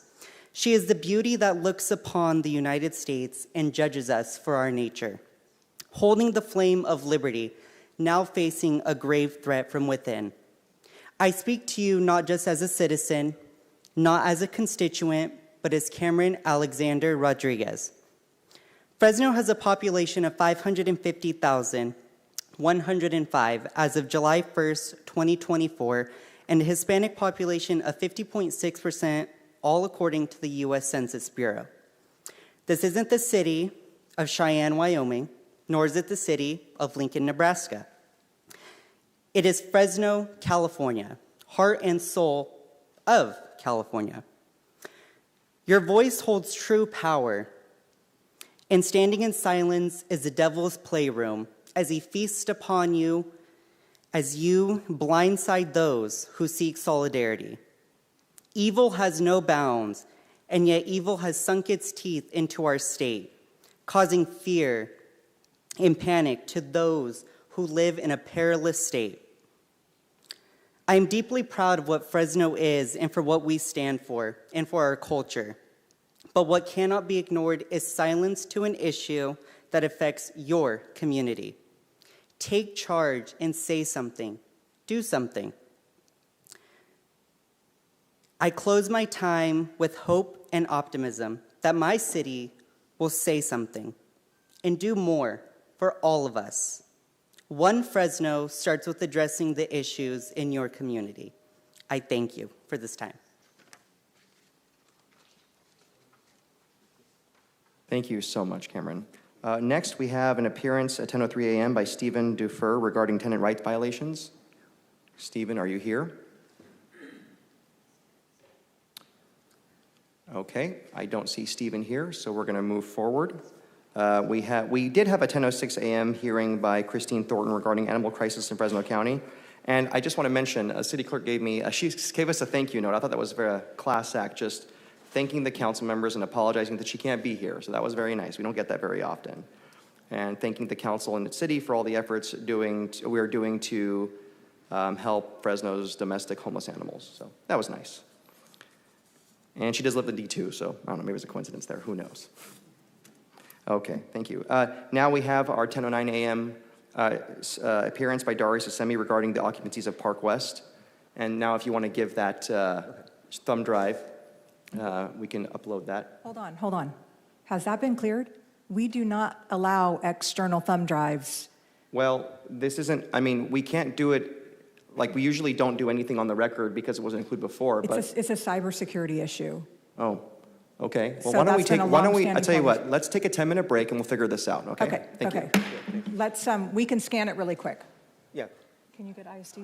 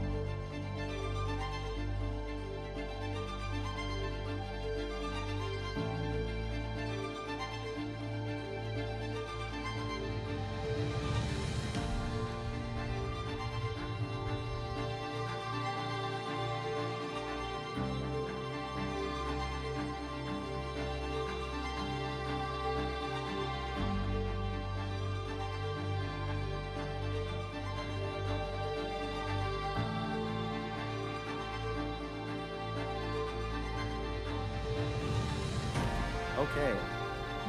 Thank you, council, and thank you, public, for your patience. I believe the thumb drive has been scanned, and I appreciate the reminder from the city clerk. So my first time encountering this, we do get thumb drives, but typically there are people that speak a lot, and they give it to us beforehand so we can scan it. Well, public is welcome to give us thumb drives. We do ask you to either give us slides or do it beforehand. I didn't know either, so live and learn. So good to know. And to my friends in ISD, my apologies. We're not going to get hacked today. So, okay. With that, Mr. Asemi, please do come forward, and we'll resume our meeting. Great. And this is regarding the occupancies of Park West. Thank you. You have the floor. Got it. Oh, and is that up? Can we get this? Great. Thank you, Council President. Really, all the issues are addressed and resolved. We have the cap lifted, and I want to thank many people at City of Fresno that worked hard on getting there, working with our team, and it really comes down to field inspections and sign-offs, both on the traffic signal, which, by the way, is on your Facebook page. We built it, but that's okay. You didn't need to mention Granville. You didn't mention Granville Homes, but we'll share that on our Facebook page. That's at Ashland and Grantland, operational a couple of days ago, and the one, of course, at Park West and Grantland that was operational over 6 months ago. The well, all the testing that the city did got signed off. I believe it was a few days ago, Wednesday, actually, yesterday or the day before. So the water is going into the system that takes care of all the issues in that part of town, fire flow, whatever it may be, and of course, part of the requirement for Park West development.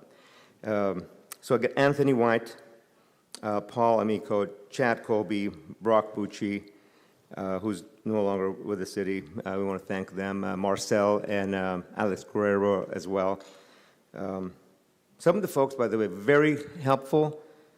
Some of the folks, not as much. I hate to mention names, but I'm going to mention Jairo Mata. Let's focus on the good. Don't mention the name. Okay.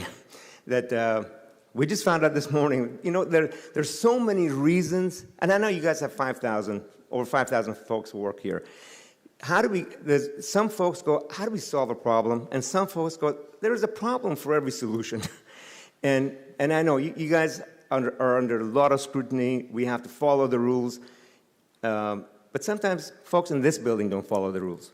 But anyway, we appreciate all the cooperation in the last few weeks, and none of it would have happened unless the city manager gave the direction. So we're appreciative that the city staff worked closely with us. How much time do I have, by the way? You have 1 minute. 1 minute. left. Ooh, then I better scroll. So that's Park West. That's, by the way, the red triangle is where the traffic signal, the one that you just lifted the cap, which we're going to send an email to city manager for verification of that on occupancy of 650th home. It's in the middle of nowhere, as you can tell, and Veterans Boulevard is not going to get completed to that traffic signal. I'm sorry, how does this work?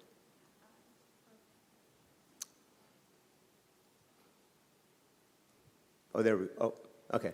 That's what it looks like today, the well pump. By the way, we're going to build the most kick-ass park here. It should open sometime next year. And I want to thank Councilmember Carbasi and Council Vice President Arias that worked really hard to get this done and help us all, not only with the camp, but help get this thing. Another 30 seconds because of the technical Okay. stuff. Some of the folks that we want to thank.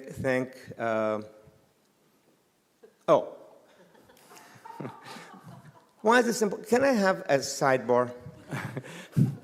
Because here, okay, it's about trust, right? Okay. This is important because one of my very, very dear friends almost died. Yes. And 2 nights ago. We hope she's okay.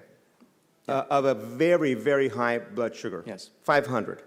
But that's not changing. I mean, it's anyhow. So I went on American Diabetes Association. This is not for profit. So when we talk, what does this got to do with the camp on Park West? Because government, we make mistakes. Government makes mistakes. It's about the details. This is ADA. Look at the number. This is breakfast. You can have 5 grams of added sugar. Total carbs, 20. So if you go on a non-for-profit government organization, the point I'm making is a lot of folks make mistakes. We all make mistakes. So but the issue becomes getting the stuff done, working together to address issues. Do I have anything else? Oh, the 4.6 million. Last thought. What was? Would you? The 4.6 million is an amount of money that we believe the city has agreed to pay us. By the way, our first time I submitted an application was March of 2024. Now, when you guys build capital projects, you pay people. Okay. So first of all, I appreciate the compliments for staff, especially city manager. We do talk about housing crisis in Fresno. It doesn't matter if you build in districts 2 or 1 or 5. It all comes to our tax base, and we need more of that. So thank you for doing that, and I really want to thank the city manager for having a second job, basically trying to build more housing in our community. And thank you for making that possible.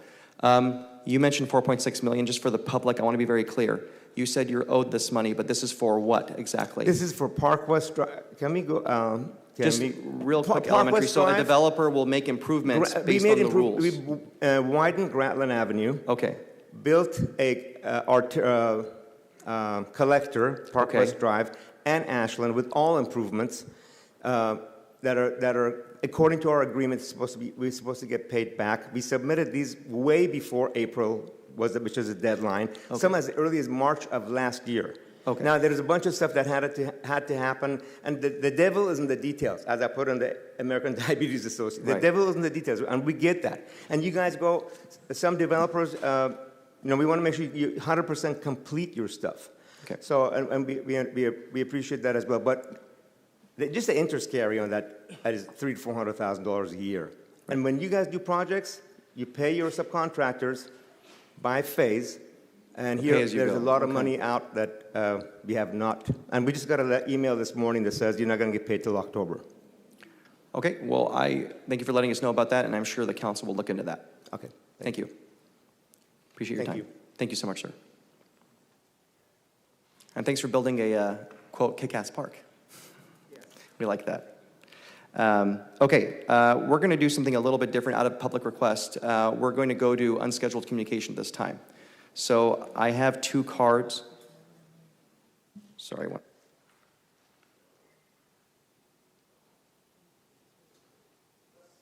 Thank you for council member. Let's just double check. We went in order. Stephen, defer. and he was not here. Are you here now, sir? Okay, yeah, so no problem. So now we're going to go to unscheduled communication. I have 2 cards. I have Hester Hensley, if you want to come on up. And if you do want to speak please come on up forward, Ms. Hensley. If you do want to speak on unscheduled communication, please do fill out a card. This will be your opportunity to do that. And this is for items that are not agendized on today's agenda. Thank you, Councilman.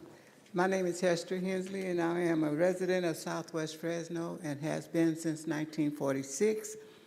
And at this time, since my councilman is not here and my mayor is not here, if it's okay with you, I want to waive my 3 minutes to another time, and if I can't waive it to another time, could I let my constituents here, the ones behind me, have my 3 minutes, if you don't mind? So, Ms. Hensley, unfortunately, our rules don't allow that. This is your time. We can't add that time to another person, but each speaker does get 3 minutes. Okay, so in case, because you only called 2 cards, but it's more than 2 people out here. They are welcome. If they want to fill out a card, they can come and speak, but we can't combine time for people. Okay, well, anyway, since my councilman is not here, I'm in District 3 along with them. Okay. And my concerns is to him and my mayor. So thank you very much. Thank you very much. Okay, and just as a reminder, when giving comments, please do direct the comments to the chair in accordance with our rules. I really do appreciate that. So next we have Susanna Osuna. Please come on up and you'll have 3 minutes. And again, if anyone else wants to speak, please do fill out a card. This is your opportunity. Good morning, everybody. Thank you for having us. I'm going to let you know we're coming in hot and angry. We represent the vendors of the different markets in the area. So what we're here to do today is to discuss the impact that Mr. Arias' comments had on small businesses. He may hide behind his protection of immunity, but I don't believe that he can hide from what he's done to the community.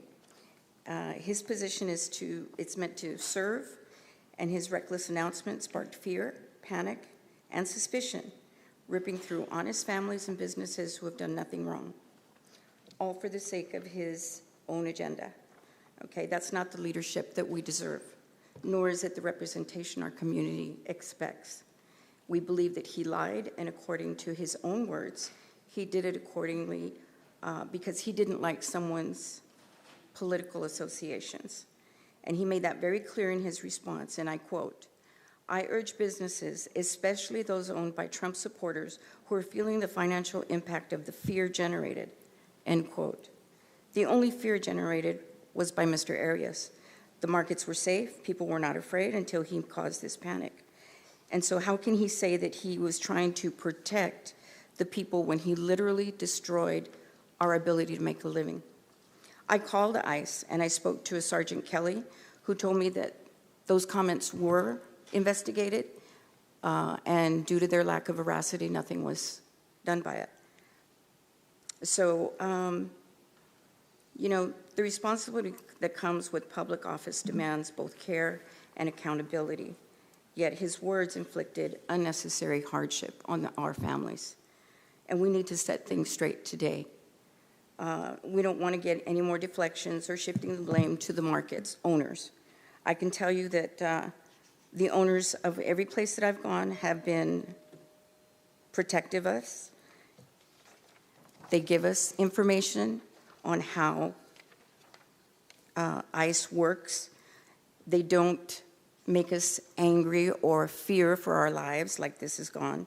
So what I want people to know, and especially the people that are Spanish speaking, that there's no fear in the markets. They shouldn't have any fear, unless of course they're a criminal. Then, you know, they have something to fear of their own. But we have never had these problems before until Mr. Arias made these comments. And literally, we are just dead in the water. There's no business. Customers are afraid. Vendors are afraid. So in just good sense, we need to let people know that there's no fear. They can go and take care of their daily lives and their daily income.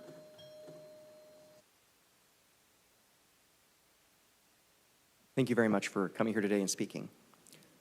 So this is the last opportunity for the portion of our meeting that's unscheduled communication. I don't see any other cards. Is there anyone else in the audience that would like to speak? And you will have 3 minutes. Okay.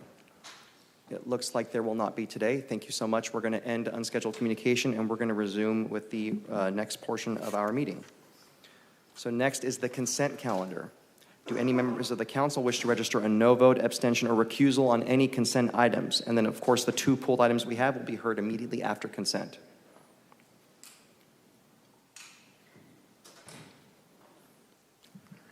So no one's punched up. I will register a no vote on item 2T, as in Tom. Is there a motion? I'm sorry.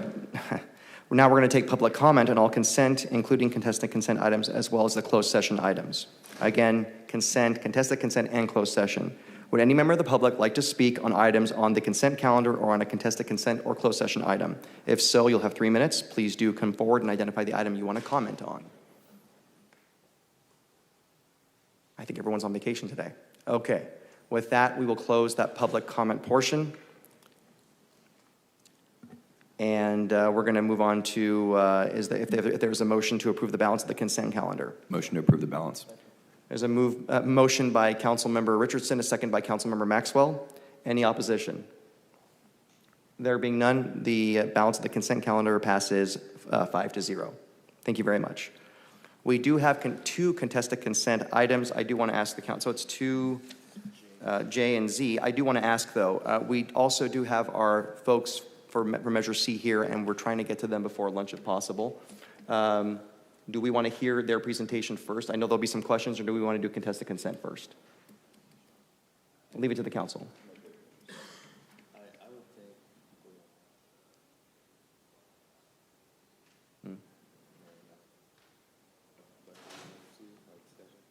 I think we do.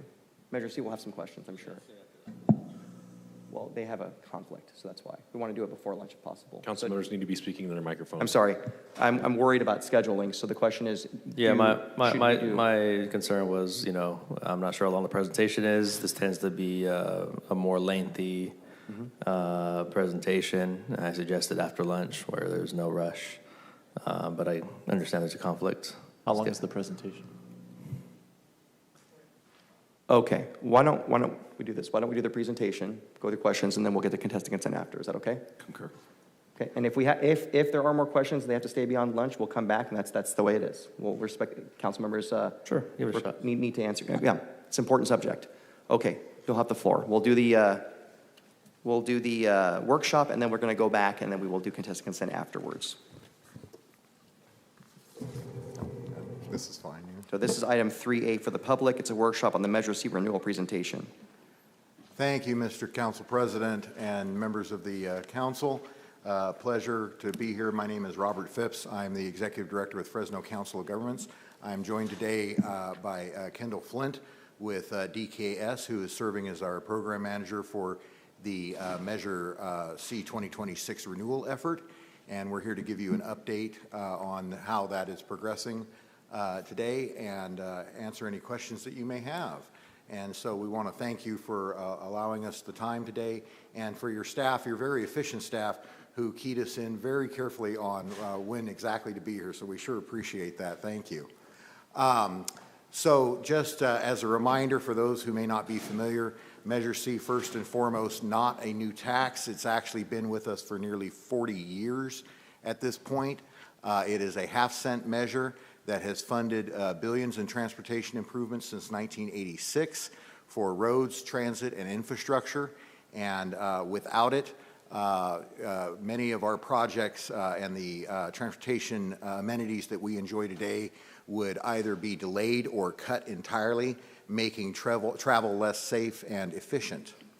The measure itself in its lifetime has raised about $2.1 billion.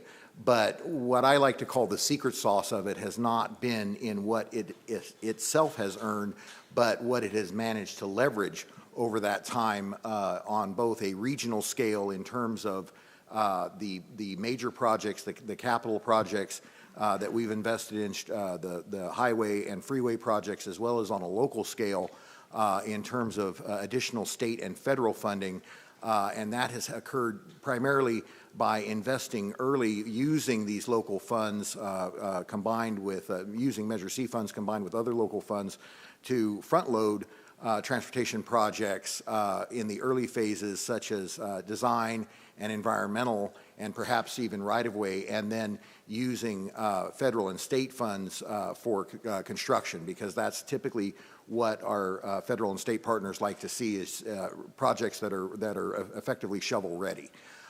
So again, these funds have supported road repairs, capital improvement, transit operations and transit capital acquisitions, airport upgrades, and highway expansions.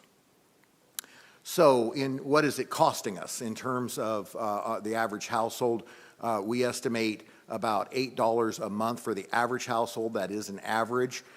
You know, there are lower income households would probably pay closer to $4 a month. Higher income households more like $12. And that is exclusive of major purchases that don't come every day. We're talking about day-to-day expenses here.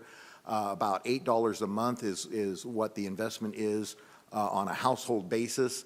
But you know, the return on that investment is expressed in the projects that I've already mentioned, especially in particular the local road maintenance and what would our streets and roads look like, the vast road network were it not for Measure C, and the fact that the costs would be so much higher if we did not have it available.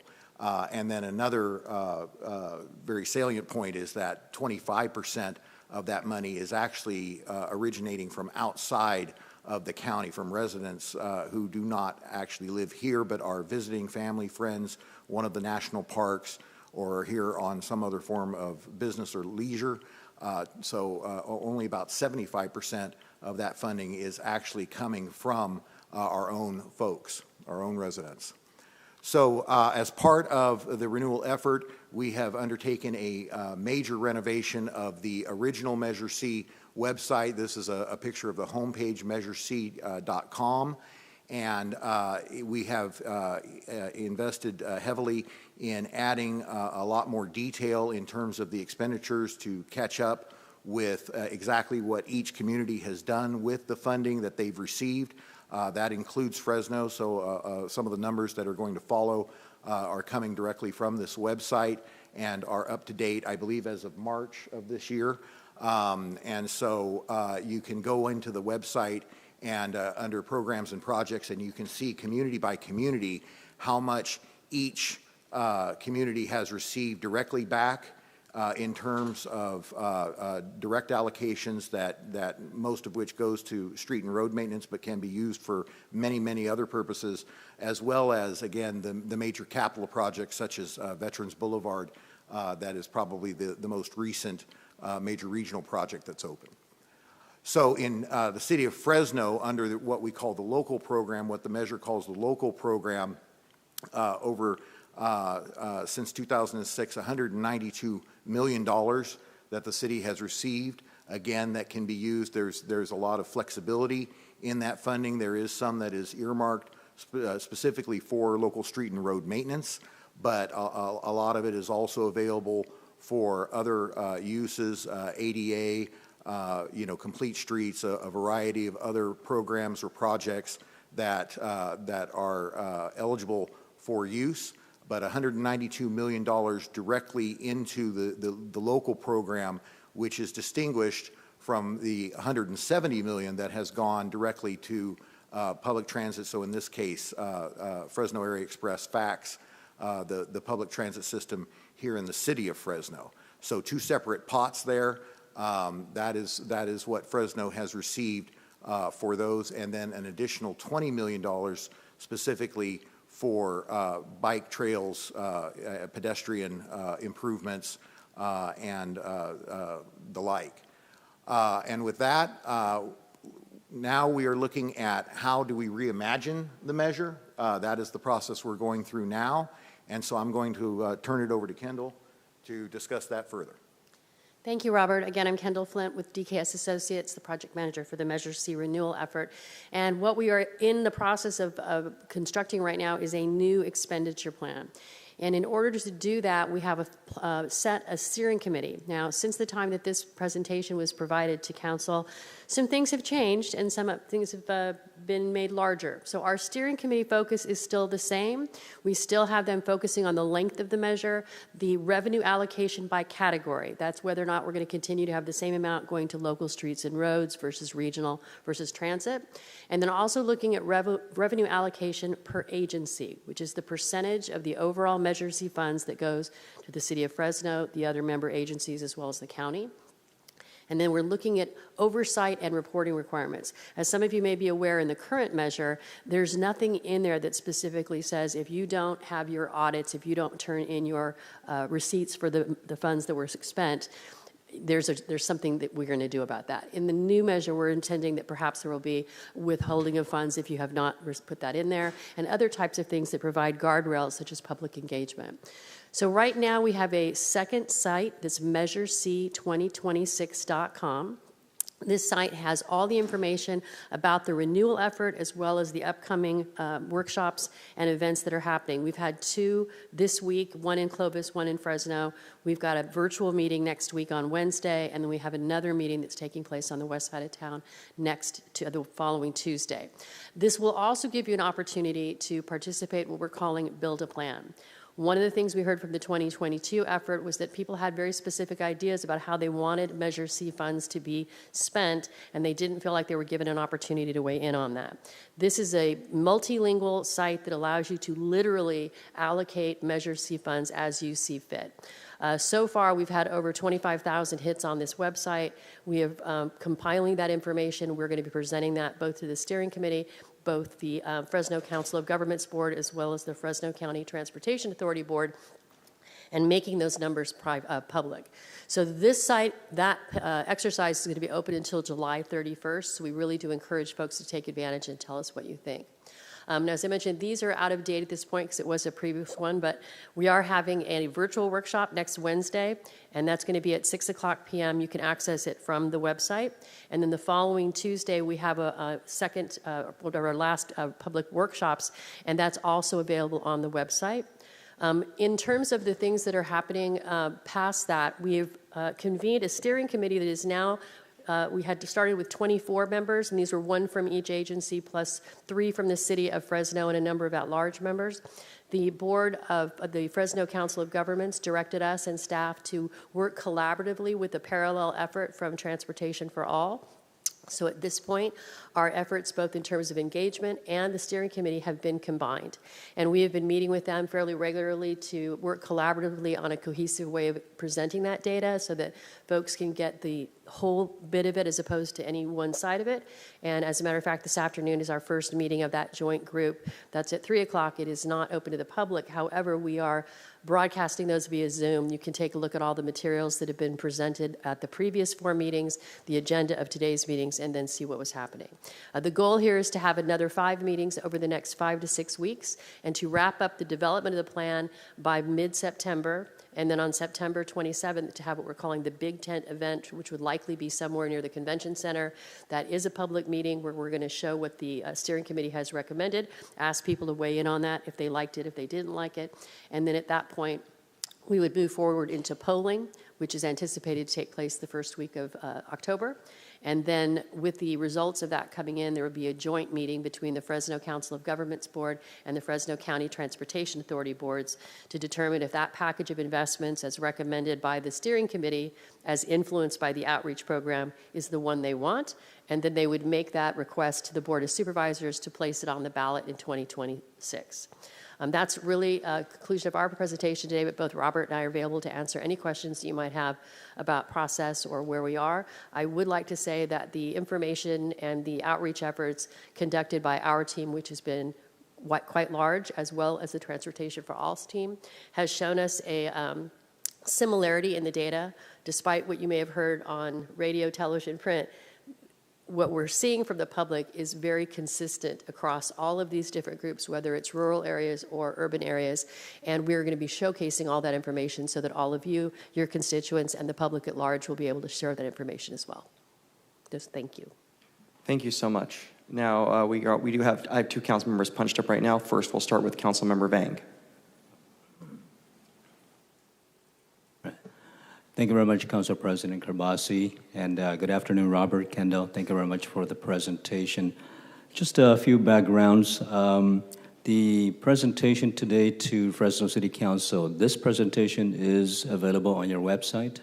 Yes.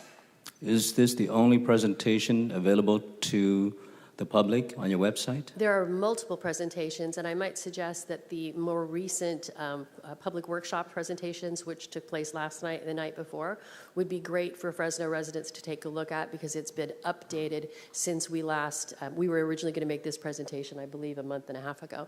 So that's why it's not completely up to date. There's also all of the presentations to the steering committee, which I think are very salient because it talks about, for example, the usage of transit services by mode type, how many riders, that sort of thing. Had an excellent presentation last week regarding pavement condition and how much it would cost to address the unfunded maintenance issues long term and how to make that all work. So there's just a great deal of information on the site, plus the ability to just ask straight up a question that we try to get back to folks within 48 hours. Thank you. And if you two would forgive me, I'm relatively new here, so I'm going to ask a lot of questions for my personal background knowledge.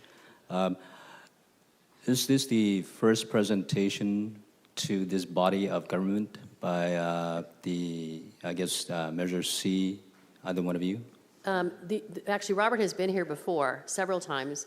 So but this this second is the presentation for Fresno City Council? On this effort. On this effort, Yes. correct. Oh, okay. Going to my questions, you said that each household contributes about $8 a month to Measure C.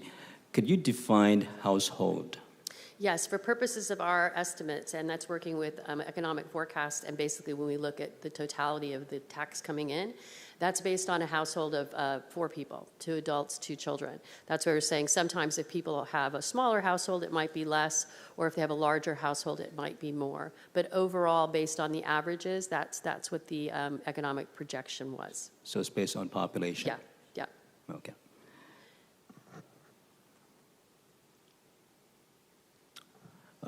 My estimate is that in 1986, Fresno County's population was at that time 600,000. This is my personal Google search. In 2006, Fresno County was approximately 883,000. And today, it's over 1,060,000 approximately. Yep. If Measure C passes in 2026. The next time it will be up for, again, discussion and for the next 20 council members, et cetera, would be 2046, correct? It's a cycle of 20 years? We don't know that at this point. It could be 20 years, it could be 30 years. And so just to keep in mind, that's another thing that is being discussed at the steering committee level, but would also be discussed at the boards. And then as you pointed out, as time marches on, the revenues, because cost of living increases, revenues increase as well. But unfortunately, so do the costs of transportation projects and investments. So they kind of, go on parallel tracks.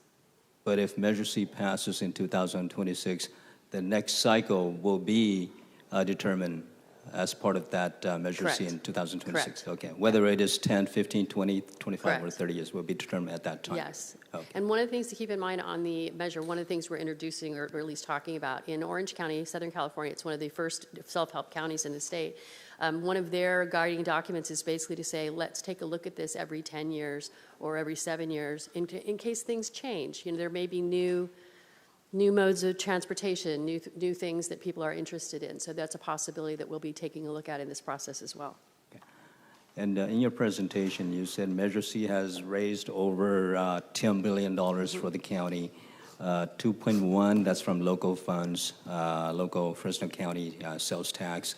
The other 8 billion is from state and federal sources. Can you break down of that 8 billion, which of that is from the state, and how much of that is from the federal government? Off the top of my head, I cannot, but I'm certain that we could probably take a look at that and get that information. Each jurisdiction has its own ability to take Measure C funds and leverage them by applying for either state or federal grants. And so each of those agencies is kind of part of the overall regional transportation plan assessment, comes up with those numbers, and then the COG basically wraps their heads around all those numbers and combines them.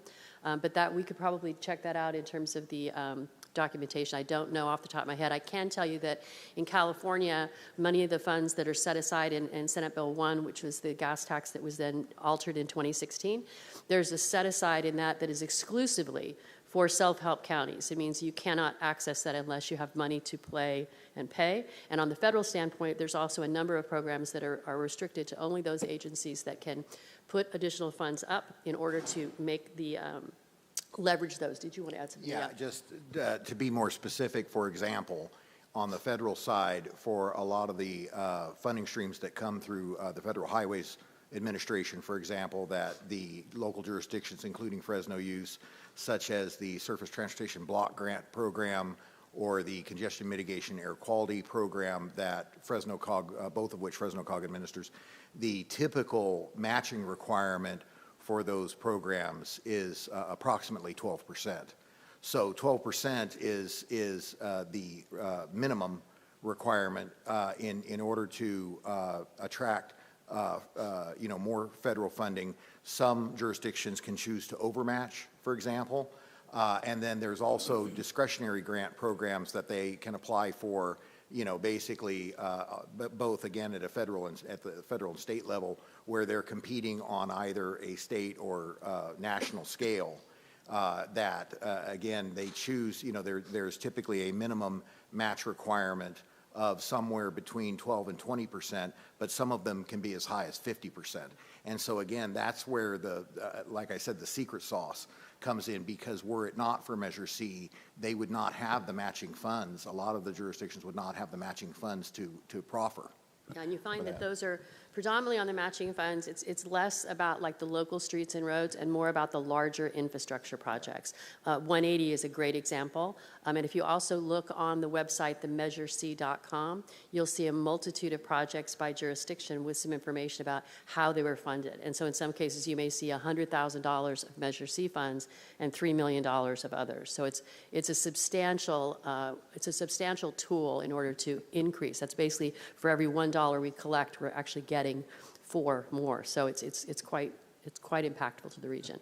Speaking as a resident of Fresno County, to the average Fresno County residents, when I look at these numbers, $10.1 billion raised from Measure C, and $8 billion of those came from either the state government or the federal government. I understand you don't have the exact number of where that $8 billion comes from the state and how much of that came from the federal government.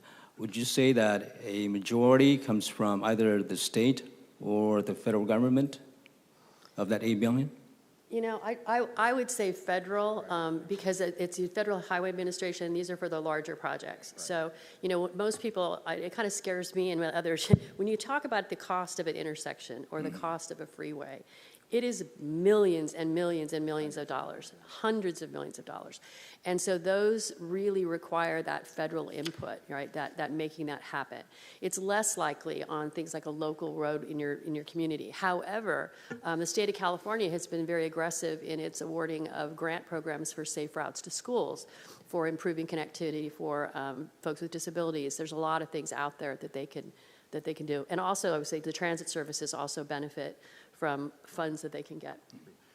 By way of example, if I remember correctly, and this is off the top of my head, but Veterans Boulevard at full build-out, about $108 million for that, just for the interchange. So that was a brand new interchange, of course. We're not talking about an upgrade in that case, but that's the magnitude, and so we're not even talking about a widening project in that case.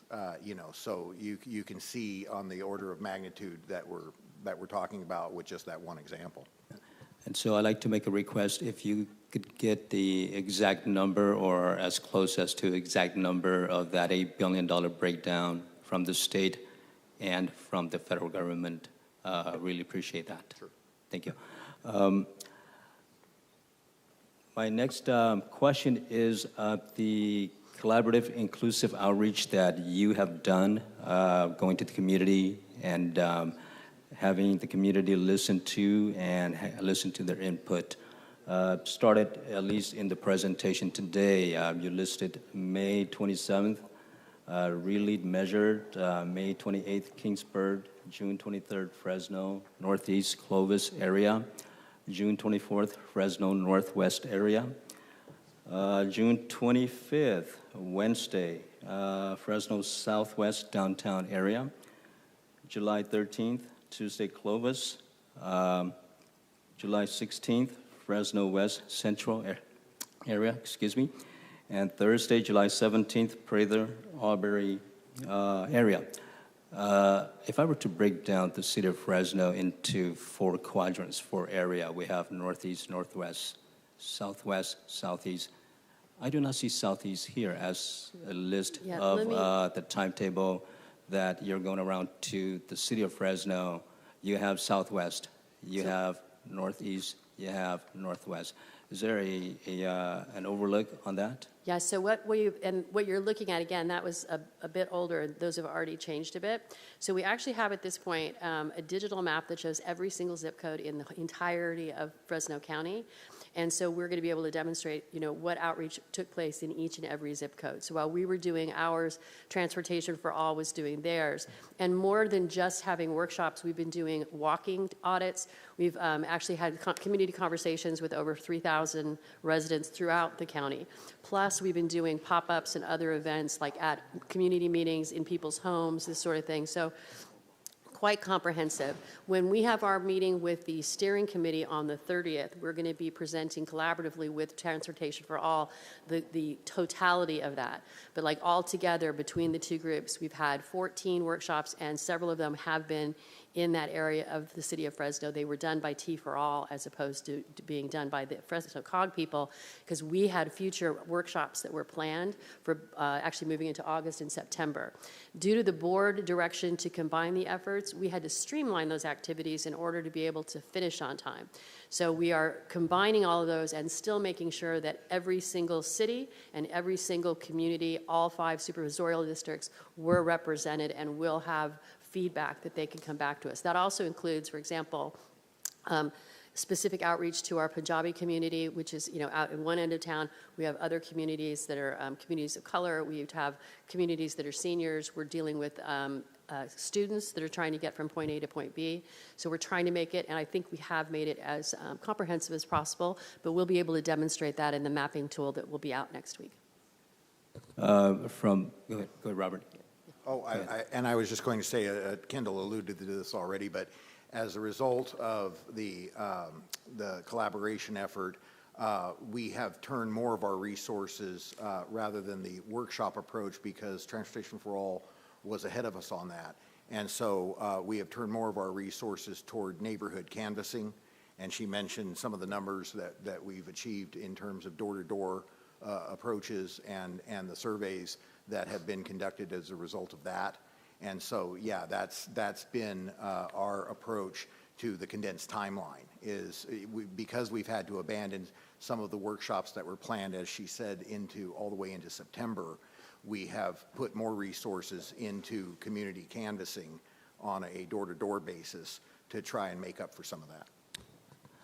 And I understand the going out to the public, informing the public, canvassing one-on-one or to particular stakeholders in certain parts of the county and certain parts of the city. I just wanted to point out that, again, when you include collaborative, inclusive outreach, and this is your presentation to the Fresno City Council, the omission of Southeast Fresno in here, which you stated that it has been done, but the omission here is when the constituents in District 5 or in Southeast Fresno looks at this presentation, they will see what I am seeing right now is, okay, where is the collaborative, where's the inclusion, when, in fact, 3 out of the 4 quadrants in the city of Fresno had an opportunity or will have an opportunity to get this information presented to them, and why not Southeast Fresno? And so that is the question that I have. Would you be willing to, again, include another presentation on outreach to Southeast Fresno in the foreseeable future? I know that you have done quite a bit in the city of Fresno, in Southeast Fresno, as well as the county.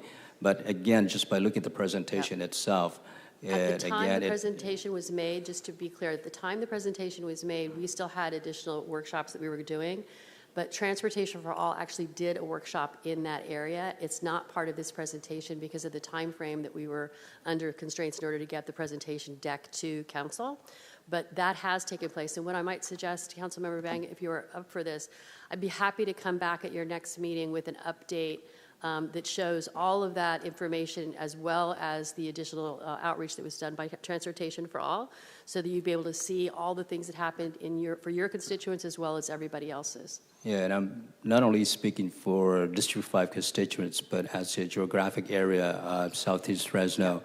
There was a emergency update dated June 12th, 2025, and the presentation in there is the exact presentation here. This presentation today is dated today. And so if I were the average Southeast Fresno taxpayer, and I read this and I don't have time to go through the other websites that's listed there, I would say, okay, well, where is Southeast Fresno? And so that's why I'm asking, not only update your website, in particular this presentation, but are you willing in the future to list Southeast Fresno as another stop on your presentation of Measure C? Yes. Okay, thank you. Thank you, Council President. That's all the questions I have. Got it. Thank you so much, Councilmember Vang. I don't have any other council members punched up. I do have a few questions. You mentioned it being a parallel effort, and that was the Fresno COG, which I used to proudly sit on, authorized that. Is that correct? Was that a unanimous vote by the COG? No. How ununanimous was it?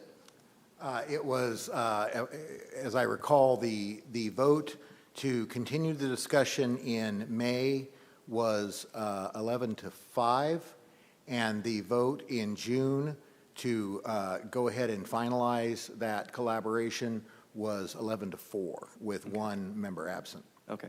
Not much movement there then. Okay. The steering committee, there are how many people from Transportation for All now on the steering committee? 12. 12. How big is the steering committee? It is now 36. There are a lot of cooks in the kitchen. So what was it before? 24. 24 plus 12 is 36. Good, okay. And how many does the city of Fresno get? 3. 3. Out of curiosity, who are the 3 members from the city of Fresno who are on that steering committee? We had one change earlier today, so I have to verify that, but it is... Would you clarify that change?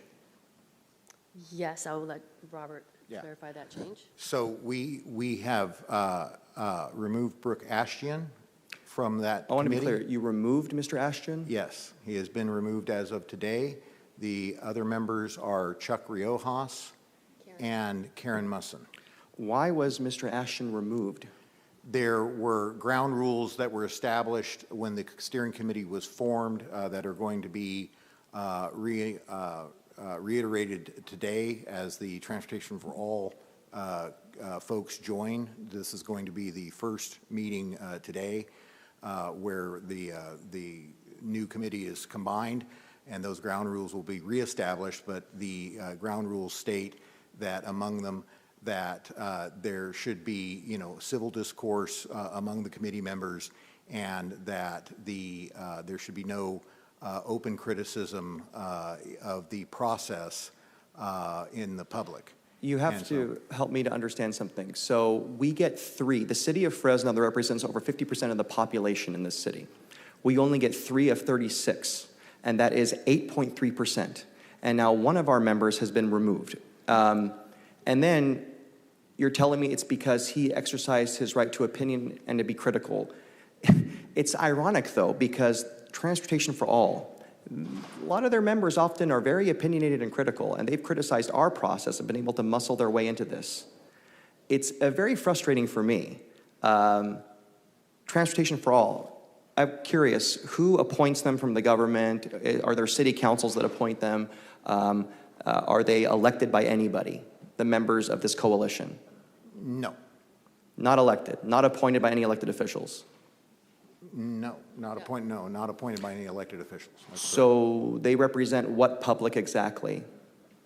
They're community-based organizations. They are a coalition of approximately 30 to 35 community-based organizations that approached the board back in April with a request to join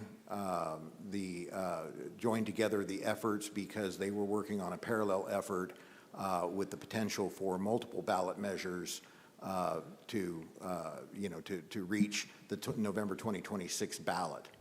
Parallel is a very polite word, Robert, and I appreciate your tact on that. Are some of the members of this coalition the same people that actively campaigned against the last iteration of Measure C? That is my understanding, yes. Are these the same people that sent targeted mailers with former Supervisor Steve Brandow on them to North Fresno households criticizing the measure that were funded by some of these folks? That is my understanding, yes. So these folks have a history of not playing fair and safe, yet you're going to remove Mr. Ashton, who's one of the 3 people who actually has experience building roads? The logic with regard to Mr. Ashtian has to do with ground rules that were established back in April about the committee and how the agreed upon statements that the committee agreed to in the initial meeting with regard to media behavior in public. So I mean, there are disagreements, sometimes very pointed disagreements within the committee itself, but with regard to statements that are made publicly, the process, as far as how the process is handled, there were ground rules established that Mr. Ashtian violated numerous times, especially in the last 2 weeks. The city of Fresno is free to appoint another member to the steering committee. And I would note that many of the steering committee members, both with Transportation for All and also on the existing committee, also live in Fresno. They may not have been appointed by the city, but they live in Fresno. I hear you, but they're not vetted by the public. And I hear what you're saying.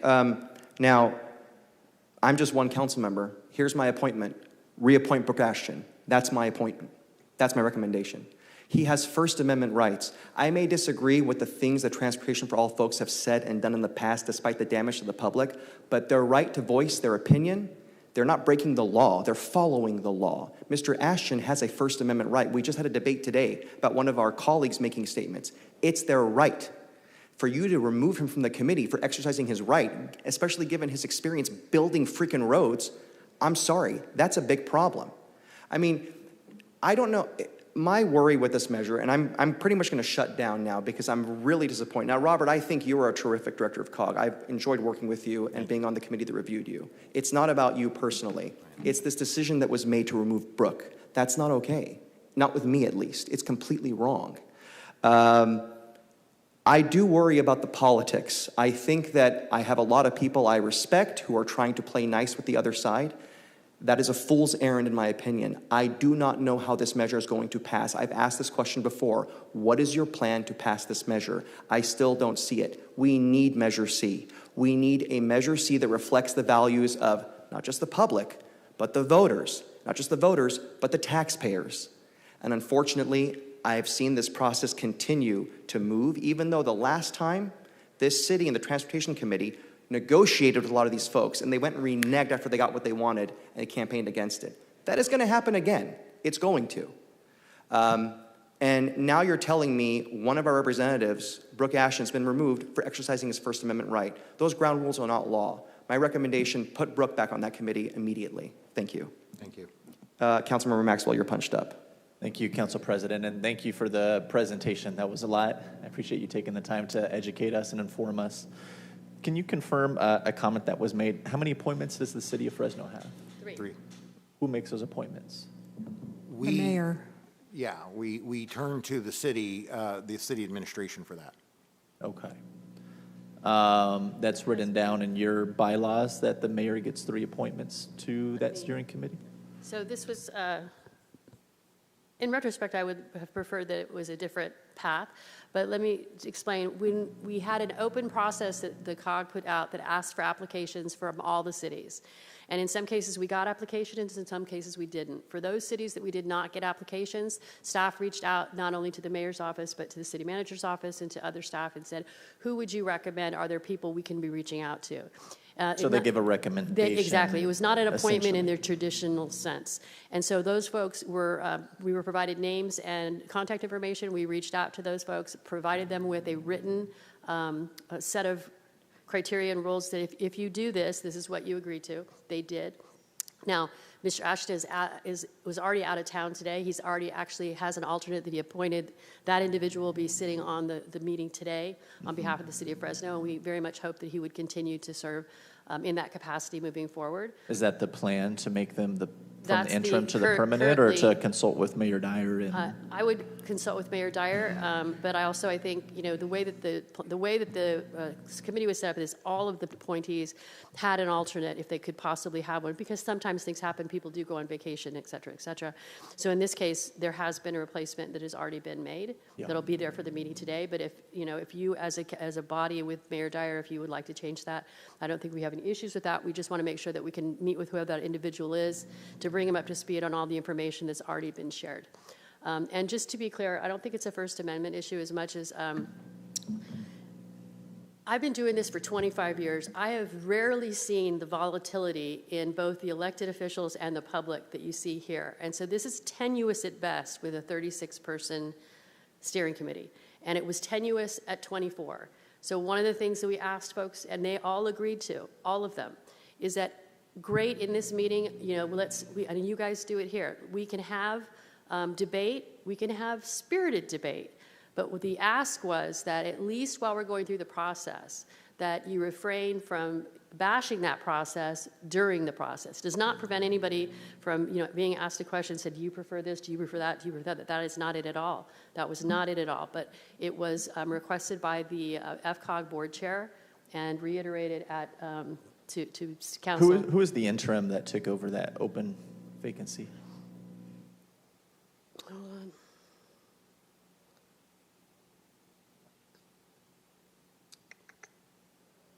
Give me a second.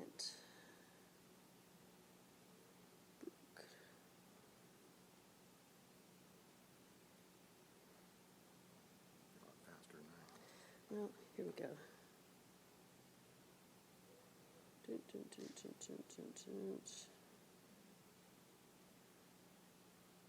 Well, maybe you should just go back to Brooke. That'll solve a lot of problems. Yeah, I'm trying to get his.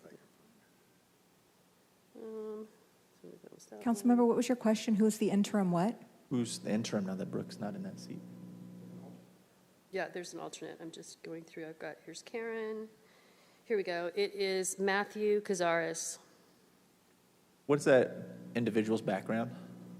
I'd have to look at the application again. Everyone was asked to fill out an application. I don't know, remember all off the top of my head. We had, 60 or 70 of them. The coalition that recently got 1/3 of seats on the steering committee. How many of those folks live within the city of Fresno? We asked for the addresses on that from their group because we were initially just provided the names and the emails. So we did ask for not only the addresses because we wanted to know that, but phone numbers, also the agencies that they represent. So for example, we know we have people from Building Healthy Communities. We know we have people from Leadership Council. We know we have people from other groups within, as well as Community Foundation they already had one on. These were different groups and diverse groups. Does anybody know, does Brooke Ashton live within the city limits?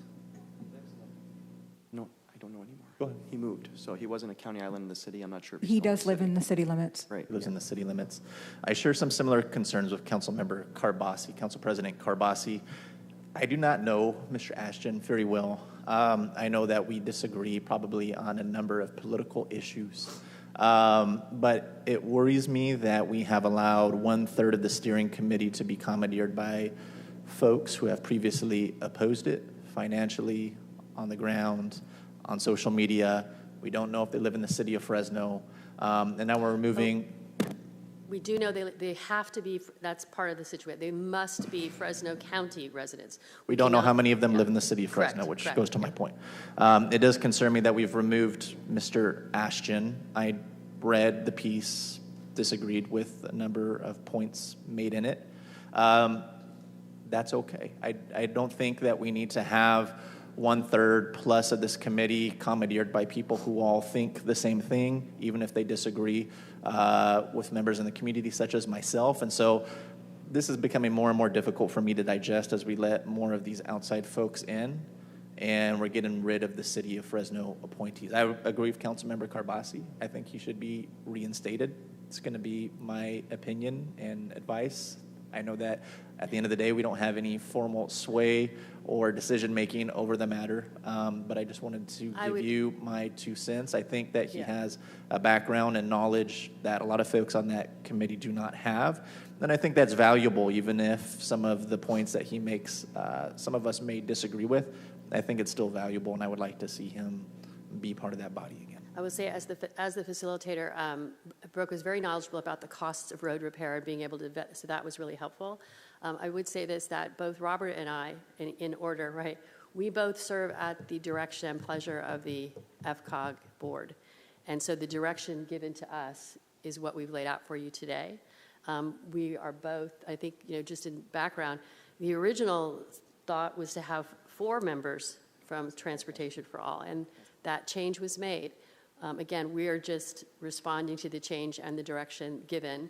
Mayor Dyer was part of that discussion, just so you know, and Mayor Dyer voted in favor of that. Just to be clear, who's the chair of the COG right now? Alma Beltran. Okay, and you were saying that she, with the discretion of the vote by the mayor, supported removing Mr. Ashton? I want to be clear about that. Because you basically just said the mayor gave authorization for this. No, that's not what I said. Okay. I was talking about the makeup of the... I hear that, but I want to be clear, and maybe city manager, it's best you talk now, but we didn't hear about this. Does Alma Beltran have the authority to remove people, or does that lie with the person that appointed them? Did you want to chime in, city manager, on this? I do. We were not aware or given the courtesy. I've been following an email chain where the mayor was very disappointed to hear that Mr. Ashton was removed without giving us a heads up. I am curious as to who removed, specifically who removed Mr. Ashton. Well, first of all, there was notification last week. I have texts for that for Mayor Dyer and also for Nick. I did notify. I'm reading, and that's not, and it was nothing as of last Friday. There was not going to be a removal. So who? I just want to know specifically who made the decision to remove Mr. Ashton.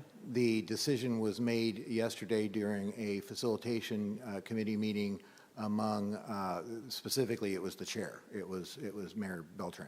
And under what rules or guidelines does she have the authority to remove a member? The ground rules that were established in April.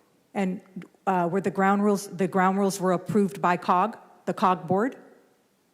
Not directly. They were provided to and signed off on by the members themselves. Okay, so you have the chair of the COG making a decision on a recommendation of the city of Fresno for ground rules that were never approved by the COG board.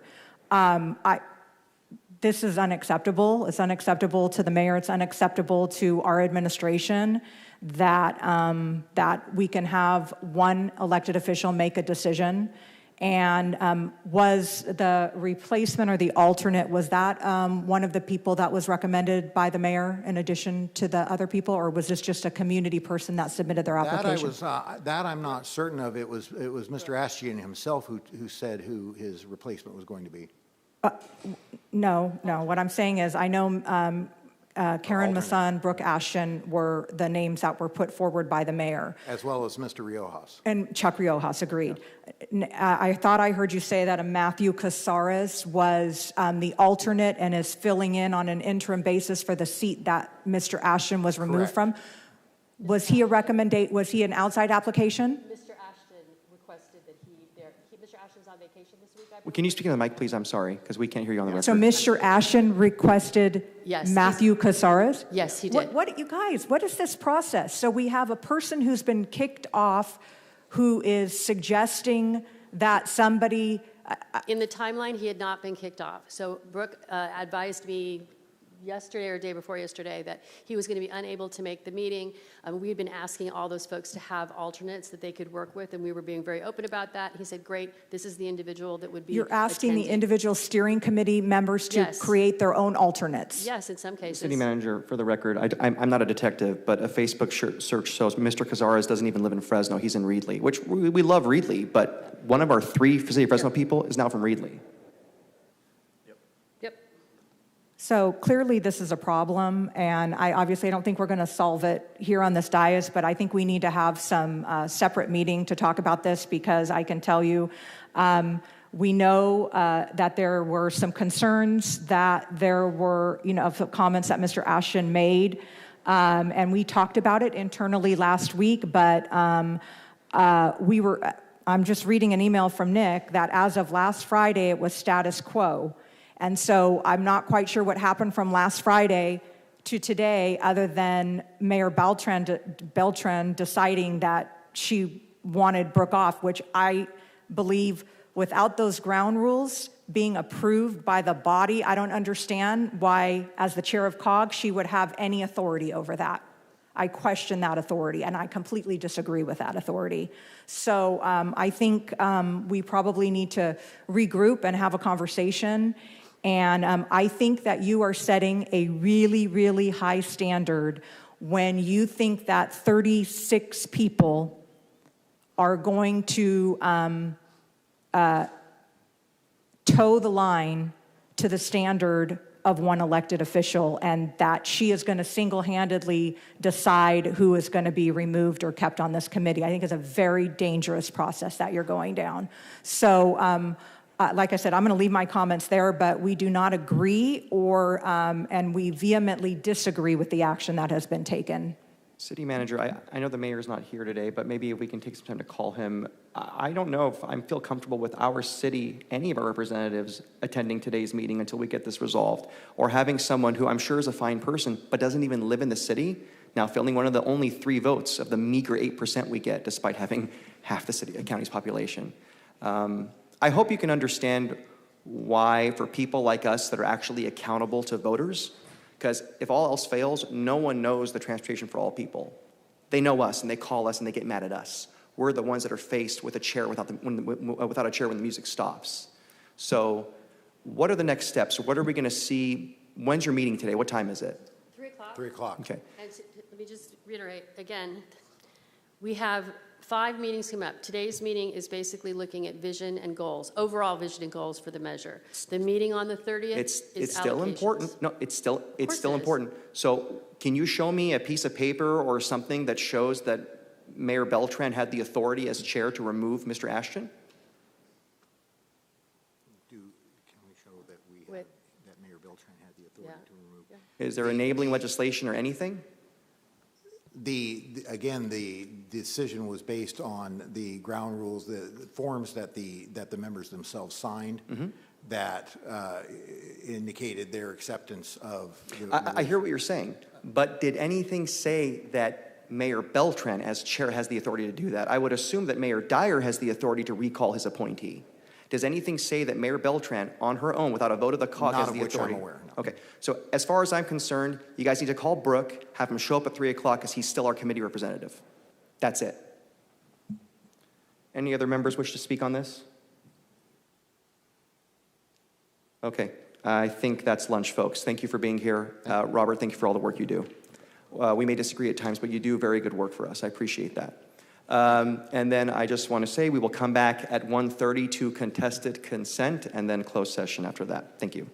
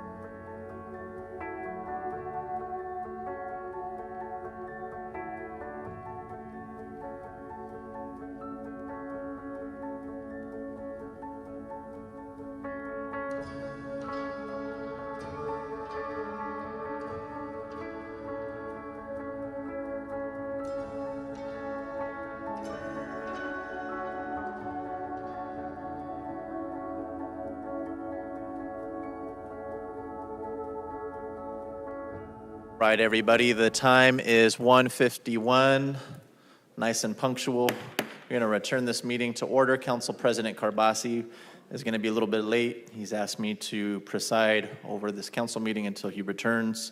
We're going to resume on contested consent. We have 2 items. We'll go in alphabetical order, starting with 2J, as in John. If anybody wants to come up and answer questions on that. I pulled that item, so I will be asking questions first. Remind me the name of this company, please, for 2J? Yep. Yep. Cal Valley Construction, or myself, I'm Josh Rhodes, Assistant Director, Capital Projects, Construction Management. Good afternoon. Yeah. Okay, so for the record, the company is? The owner, well, I don't know who the director, but the general contractor is Cal Valley Construction. Cal Valley Construction. When did we first award a contract to Cal Valley? I believe that was March. When is it? June. That was in June. June of 2024. Of 2024. And what was the original amount awarded for that contract? Hold on one second. $7,358,665. Thank you. To be exact. Okay. And the change order today is for how much? The change order for today is in the amount of $301,686.91, which is the 11th change order. That's the 11th change order with this company. Correct. Since the initial award in June of last year of $7.3 million, how much additional has been granted in change orders? So previously approved change orders to date has been $1,044,460,000. $1 million. This company is obviously doing asphalt. Do they also do like restriping and painting after they go through and pave the streets? Cal Valley, they may self-perform some of that work, but as part of the scope of work, it doesn't include that as well. Understood. Well, that's a pretty significant, a change order here or there is not unheard of, is not uncommon in this line of business. But how many change orders did you say it was? There's 11. 11 change orders equaling over $1 million to a contract that was originally about $7 million. I don't know all the work they've done. I know the work that they've done in one neighborhood because I lived there, and I think it was quite sloppy, to be honest with you. I think it was rushed. I don't think they did a very good job. When they repainted, it was crooked. It also seemed rushed. And now they're coming back for an 11th change order for several $100,000. I'm not going to support that. I just wanted to give my 2 cents. I didn't have the full context. But seeing their work and seeing what they're asking for is just not compatible, in my opinion. So, does anybody else want to speak up on that issue? Richardson? Staff is recommending the approval? Yes, we are. Okay, let me clear. Can we get a little more explanation about what specifically these change orders are for? Like, is it stuff that we could have anticipated? Is it problems they uncovered in the field? Because if it's just, I don't blame Councilmember Maxwell if it's, we missed this or something. But I think I just wonder if you're okay with that, Councilmember Maxwell. You want to take us through each change order? Let's start with this one, okay, and then you. maybe go backwards. Sure. So yes, so this change order is including cost adjustments for bid item overruns, so an increase in bid quantities beyond what was expected as part of the bid. So the asphalt tonnage increased based upon what was calculated as part of the design process. Additionally, some of the striping, there was additional striping that was necessary, some utility adjustments, changes to concrete sidewalk, curb, and gutter that was not anticipated as part of the original construction contract, and then some pumping subgrades. So as they got into some of the areas to grind out the asphalt, it was actually pretty thin in some areas, specifically I think over in the Fruit Avenue run. There was some thin asphalt. They got down into actual subgrade material, no base rock, and so there were some areas we had to repair unstable subgrades. That was quite costly. And then there was 2 residential traffic circles that were added that were not part of the original construction contract.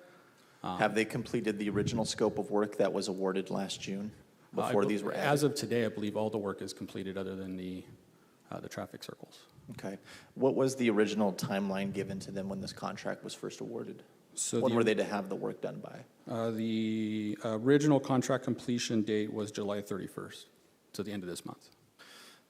And part of that amendment today in the change order, you said, is contingency for increased costs? Correct. That were unanticipated? A lot of it is unanticipated. Plus, for which projects? The ones in the original scope or the ones that were added on later? All of the original scope. Yeah, there's unanticipated costs due to increase in asphalt quantity for the HMA material, as well as the pumping subgrades and the additional concrete work. How about the traffic circles? Can we talk about that? That was never anticipated to be in this contract, and we added that work later. Correct, and that was at the request of Public Works. The traffic circles were going to be installed later, so the request was, hey, can we have the contractor give us a price to perform that work now before they go in and do the repaving, because we didn't want to repave it and then come back in and cut in the traffic circles. Same deadline of finishing the work by the end of July? Yeah, actually, I don't think there was, let me see if there was a change in the number of days.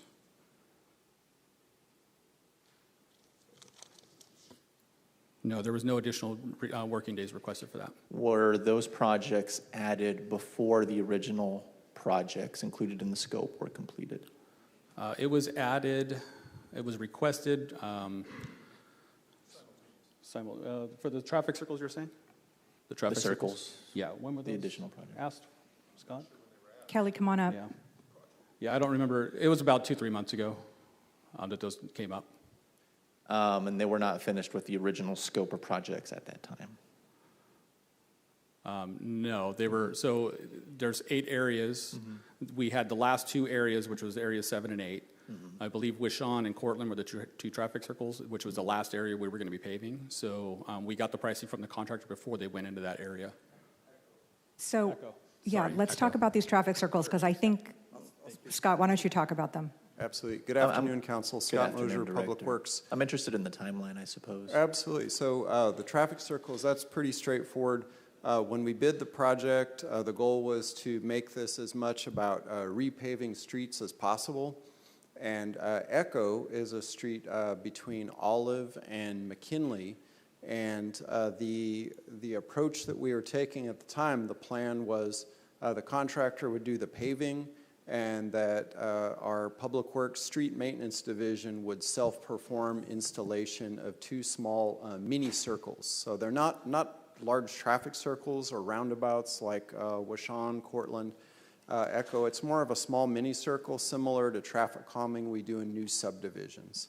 And they fit in that area. But meanwhile, through the adopted budget, a lot of demands upon our street maintenance division for more concrete repairs, other work, council infrastructure funding. And so staff felt it would be very appropriate, a good idea to initiate with the contractor to see what would be their pricing for these 2 neighborhood traffic circles. And in terms of the timeline, Director? In terms of the timeline, so that request was made to them about 4 to 5 months ago.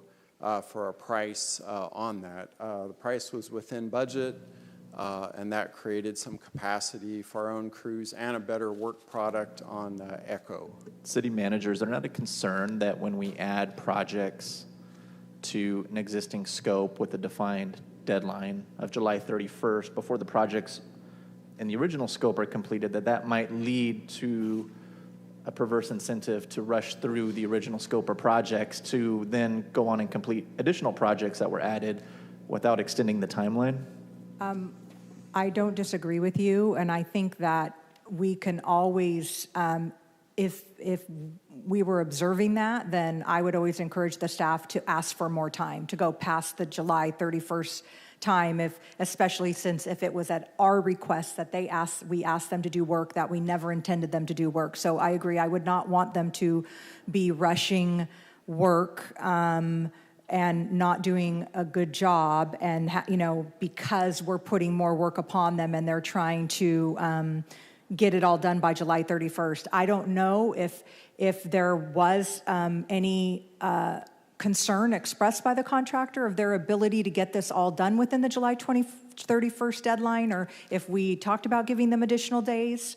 Yeah, they expressed no concern whatsoever. Well, I'm They sure asked- when we're offering them additional money, they're going to try to finish these projects as quickly as possible and add more to their workload for additional revenue. But we could always extend, we regularly extend days on contracts when we do change orders. But we did not. We didn't, and usually a contractor is not shy about asking for that. So, I mean, first of all, I am concerned to hear that we have quality problems with, if we have quality problems with this contract, because that should be addressed through the construction management division, and we shouldn't be accepting work that is not at, at the appropriate quality level. And so, I don't know, I'd be curious to hear if we've addressed the issues of quality, if we're feeling like they're rushing through work and not doing, as good of a job as. Let me ask another question, City Manager. When we have an existing contract with a company for a scope of work, what's the determining factor on whether we include additional projects in that amended contract, or if we go out to bid for those as new projects? Usually, I would say it's usually a timing thing. So I know, as Scott mentioned, it depends on like what the time of the year is, the paving schedule. So if we're trying to get a whole bunch more in before the paving schedule ends, then I could see us trying to utilize an existing contractor, because it does take a good chunk of time to put together a bid package, put it out to bid, do the award. So if there was a desire to try and get this work in the current paving schedule, time period, then I can see us using an existing contractor. If we didn't, if it was like too much or there was no way we were going to hit it, then it would make perfect sense to just do a separate bid for it. So, I do know that we have put a lot of pressure's the wrong word, but a lot of focus on both public works and capital projects about getting work out, getting streets paved, getting concrete work done. So I know we have really pushed them into what's the fastest way to get the work done. But I don't want to be compromising quality, so I don't want you to Because we pay mistake that. significant amount more when we outsource these projects as opposed to doing them in-house, correct? Yeah, it can be, but I think, we've talked multiple times about, we only have so much internal capacity. Right. And I think. understand that, City Manager. I just expect a higher quality of work when we're going to be paying so much more for outsourcing. I wasn't aware that we had a work quality issue, so I'm happy to. It might not exist elsewhere, but when they're doing the neighborhood that a council member lives in, that's the first and last thing I see every day. I've noticed poor quality. I don't know if that exists anywhere else, but based off of what I have seen, and that this is the 11th change order and totaling over $1 million, I just can't support it. Yeah, and by the way, at least I'm looking through the change order, and I know like some of them like are $0 change orders, and some of them were just a time change order. But there are a couple significant change orders in here.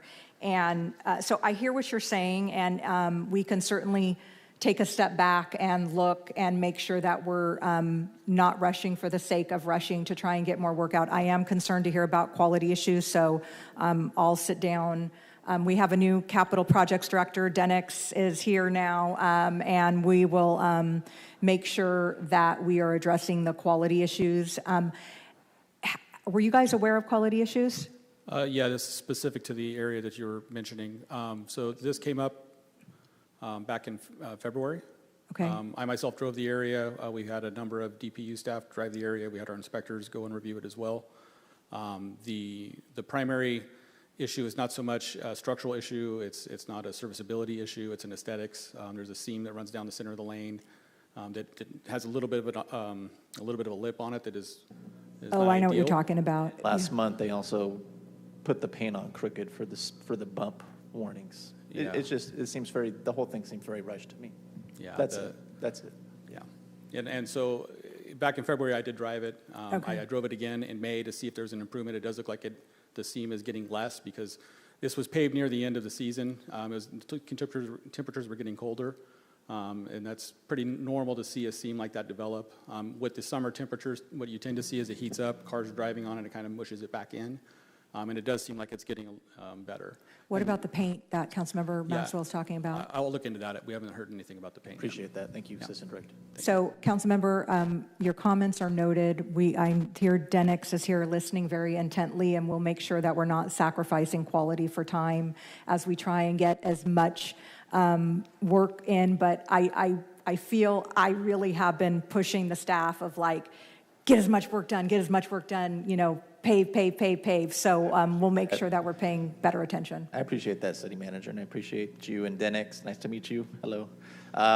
Still not going to support it. I'll encourage my colleagues not to, but again, if they haven't seen it in their districts, that's fine. I just think that we should be awarding the work to somebody that has not asked for 11 change orders and has quality issues. That's my recommendation. I have Councilmember Richardson punched up, followed by Councilmember Esparza. City Manager, this may be a question for you. What are the ramifications if we don't approve this change order to pay for the work that is done or will be done? What happens realistically? So I'm guessing they would file a claim with us, and we would end up in some sort of either settle the claim or litigation. And, you know, if they did the work, then obviously at some point we will likely be paying for something. That would be my understanding as well. Okay. I hear what my council colleague had to say, and I'm very sympathetic to that, and rewarding poor performance isn't the way to responsibly run a city, or any organization for that matter. What I'm worried about is, okay, so if we decide we're not gonna award this, what does that look like? What does it look like for residents? What does it look like for the laborers who are out there and maybe doing their best, maybe not? What are the ramifications? Are we going to see this come back and bite us somehow? That's my primary concern, I think. Yeah, I would imagine that the contractor would file a claim. Okay. And it would likely go to mediation, and whatever comes from that, that would either be resolved in mediation or then it would go to a formal lawsuit. The work's already been done. It's essentially, this is to pass to pay them for the work that's been done. That is correct. Copy. Okay, that's all I had. Thank you. Councilmember Esparza. Yeah, so 11 change orders. This is the 11th since last June. That is an average of one every 5 weeks. I'm not saying that's how it occurred timeline-wise, but I mean, how does this compare to other projects in similar scope and amounts in terms of number of change orders? Is 11 change orders normal for the department to experience? Yeah, Kelly can answer this one. Thank you. Afternoon, Kelly Yost, Construction Manager, Capital Department. The change orders were not at a request of the contractor. The change orders for additional work that they performed based upon the units of each one of those bid items. Like, for example, the 2 roundabouts, that's not in part of the original bid. We asked them to perform those tasks. So then when it comes down to the other bid items, if we look at the number 11. They're not asking for the contingency funds, Kelly? No, sir. No, sir. Well, I don't know about the fund. Did you say the contractor? No, I've never heard the word contingency funds come Or up. the additional funds that they need because of the increased prices that were not anticipated? Sorry, Councilmember Esparza. Not in these. These are based upon the unit measurements of additional work. And for example, if they're a bid item, and I'm just being simple, if it said 100 linear feet of curb and they did 110 linear feet of curb, then they get paid for the 10 extra feet. Does that make sense? Yeah. And so the reason that there were so many change orders is because there was a lot of extra work in each one of the different districts that were performed. So, I mean, I guess trying to trace back the source of these change orders, I mean, who's accountable for that? Is the contractor accountable for that? Are we accountable for that? That's a good question. It kind of goes into the city manager's, the timeline that we took to put together the bid in the very beginning. This one was really accelerated because it has a lot of the ARPA funds. And at that particular time, we picked, and I'm saying 500, 500, 500 at different areas, and I made those up. But in reality, when they got out there to actually do the work, it was 550 or 560 or 540. And so if we would have been able to spend a lot more time during design, which I'm not going to say that would have solved everything, but if you put more time in the design, then your bid items quantities can become a little bit more accurate. And like the two subgrade issues on this particular project, nobody would have ever known that.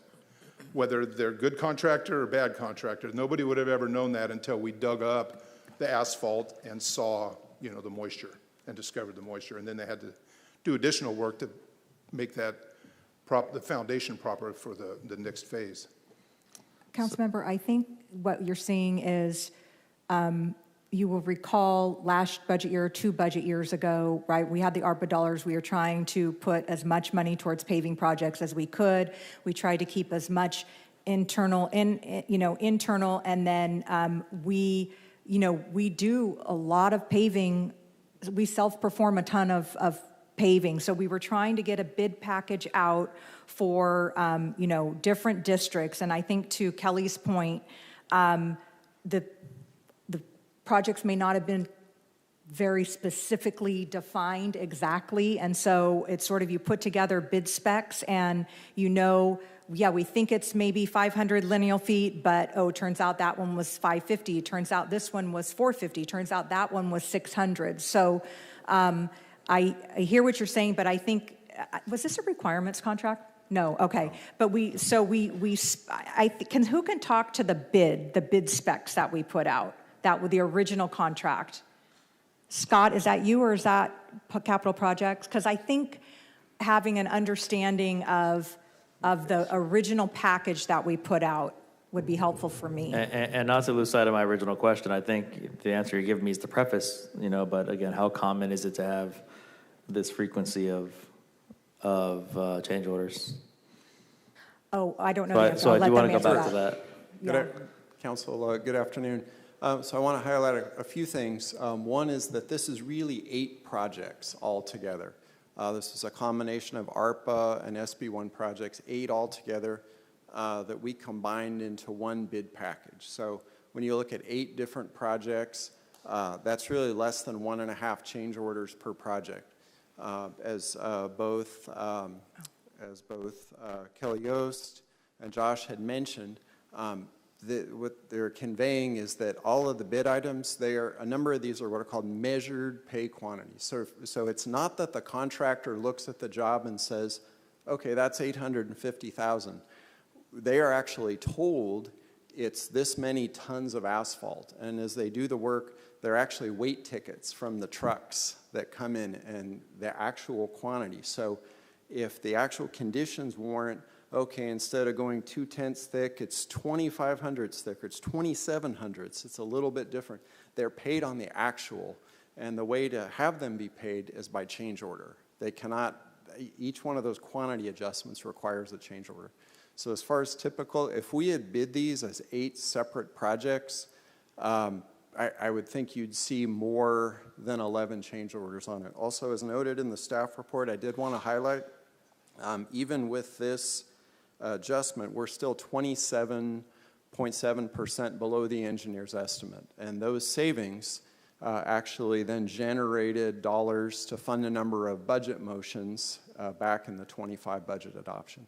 Mr. Mosher, sorry, would you just say what you just said again, one more time, slower?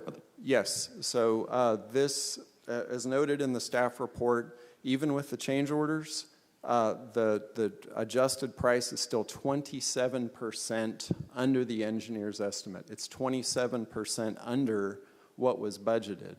And so those dollars then were freed up from this. And I recall working with city manager and the budget office team and the mayor, and there were a number of council budget motions, 13 months ago. And due to these savings, then the council was able to adopt a budget that included things we didn't anticipate that we could pay for. This generated a lot of SB1 savings. We did go with a very accelerated timeline to put this out to bid. We did not draw up plans. We did not do the normal practice. any one of these jobs would have had 6, 7 sheets, full plan sheets, detailed. They would have spent 9, 10, 12 months generating each one. And that was not done. This was a quick process similar to what Fresno County does, with simple exhibits of neighborhoods, of quantities, and bid out, and a lot of things have been successful. We are working with, construction management's working with any concerns. I know they're glad to follow up on any specifics, glad to answer any other questions. Councilmember, I think the question about one change order per contract, that's very reasonable. It's actually low, I would argue. Closer to 2, I think. Right, just by comparison, I think there's been other discussions about, like, so for example, Veterans Boulevard interchange, we finished on time, well under budget. I think we had something like 50 change orders on the project, and those are due to adjustments of quantities and various items, so that's... So this is primarily because of the additional scope, additional materials, not necessarily a labor issue. No, not a labor issue. It was, in some cases, you know, what actual thickness of asphalt was placed.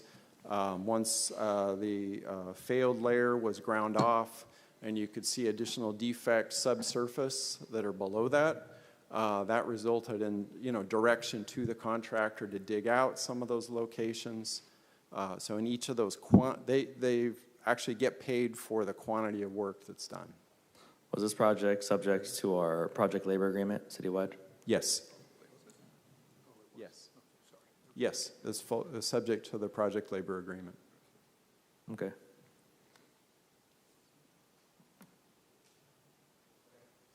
I have Councilmember Vang punched up, and then we'll go back to Councilmember Richardson. Thank you. Thank you. One of the advantages of being new is you know very little about the inner workings of the city, and in this case, I am not an expert in street paving or infrastructure. I want to thank staff for explaining in detail why the previous 10 order changes happened. I have 11 order changes here, and I reviewed them, and it's as confusing as this morning, but again, we have the staff, the expertise to take us by the hand, and particularly me, to take me by the hand and show me and tell me why these changes happened and the reason why they happened. And so I do rely heavily on our staff to present the information accurately as possible for me to make an informed decision. And from that perspective, thank you, staff, for that, and I'm satisfied with your recommendation. Thank you. Okay. Thank you. All right, I think I'm up next. My recommendation to my council colleagues, I think what makes sense here is we want to be a good business partner as a city. Part of that, yeah, is not getting into contracts that aren't great. But I would much rather learn a lesson once and not have to learn it again than I would look like a bad faith business partner and have other potential business leave and not want to work with us in the future. Right? Free market economy, we want to be open, accept all the bids we can, get them in, and then make the best choice when we're paying using taxpayer money. Yes, sir. I think in this case, being that we're the month of completion, we're so close. It sounds like the number of change orders, I don't have a lot of experience with change orders either, but it sounds like the number is pretty in line, if not on the low side, for a project of this scale. Yes, sir. I believe my recommendation would be, since we're already molars deep in this project, to suck it up, learn the lessons that we have learned from this, right? Approve this final change, which honestly, it sounds like it'll be the last. We're 2 weeks away from completion. Yes. That said, we do a little after-action debrief on this. We learn, hey, did we like working with this contractor? Did we not? Are their letters crooked? Are they straight? Was it on time? Was it not? Was it over budget? That way we can make a good decision as a city. We can maintain the cards in our hand. We can choose who we want to do business with in the future. But as far as this contract, we maintain our status as good faith actors. We just don't have to work with them again. And I think that is, in the long run, a better option than kind of pulling the plug and then getting litigation and then maybe having a difficulty finding the best actors in the future. So I'm not a fan of the way it sounds like this is kind of shaken out. So I'm entirely with my council colleague on that one. I think at this point, sucking it up for the other $301,000, making note of this and not making this mistake again, but maintaining our status as the good faith actor in this agreement, I think makes the most long run, like pro-business, pro-tax dollar sense. That would be my recommendation, that we accept this, but we kind of accept it with a little bit of knowledge, lessons learned, right? And we go forward keeping this in mind next time we make a decision on infrastructure. Thank you. I have Councilmember Maxwell followed by Councilmember Esparza. No, I appreciate that, and I understand where you're coming from, Councilmember Richardson. I think it's easy to say, suck it up, but at the end of the day, there's a lot of things we don't suck up because they're not great, whether it's a rezone in our neighborhood that we're not fans of because there's neighbors that are not happy with it. Same goes for a neighborhood that has been asking to have their streets paved for decades, and a contractor goes in and does a sloppy job. The $300,000 is not the issue here. The issue is you do poor quality work for folks who were promised to have their roads paved. Telling them to suck it up is not something I can do, with all due respect. To Councilmember Richardson's point and sucking it up, what is our recourse going forward with respect to the accountability for poorly performed work? If I understand your question, if they don't meet the standards, which we all have standards to go by, then we would identify it on a punch list and initiate corrective action. They might not be happy with the corrective actions according to the standard. I understand the seam, and we understand if it's like this, that's not acceptable. We know that. We know that. And that will get corrected if it hasn't been corrected already. Have there been any, has that process been initiated at all within this contract? Yes. Yes, sir. Okay. Yes. And right now, they're in the final punch list stage of the project at all. Are any of those in Councilmember Maxwell's district? The punch list? Yeah. I don't know for sure, but if I had to guess, I would say yes. It's citywide of all of the entire project. We won't accept the whole project as a final until all of those punch list items have been taken care of and resolved. So that's this existing contract. What about with respect to future work, to future bids, future RFPs? What's the recourse there? Is having a long punch list, having council members unhappy with the performance? I mean, how does that weigh? For this particular contractor, or in general? In general, but both. But okay. With respect to this particular contractor or any contractor that's given us a lot of trouble, right. I mean, how does that weigh into decisions by the administration going forward? Yeah. So this contractor does a lot of work for us. Yes. This contractor was working in every single one of your districts. I mean, just to be perfectly transparent, the seam issue that Councilmember Maxwell, that's one of the issues.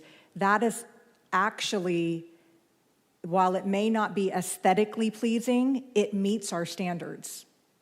I agree crooked lines does not meet our standards, but we have specifications and standards. And while, construction defects are the things that aren't met to our, like thickness of asphalt, all sorts of things.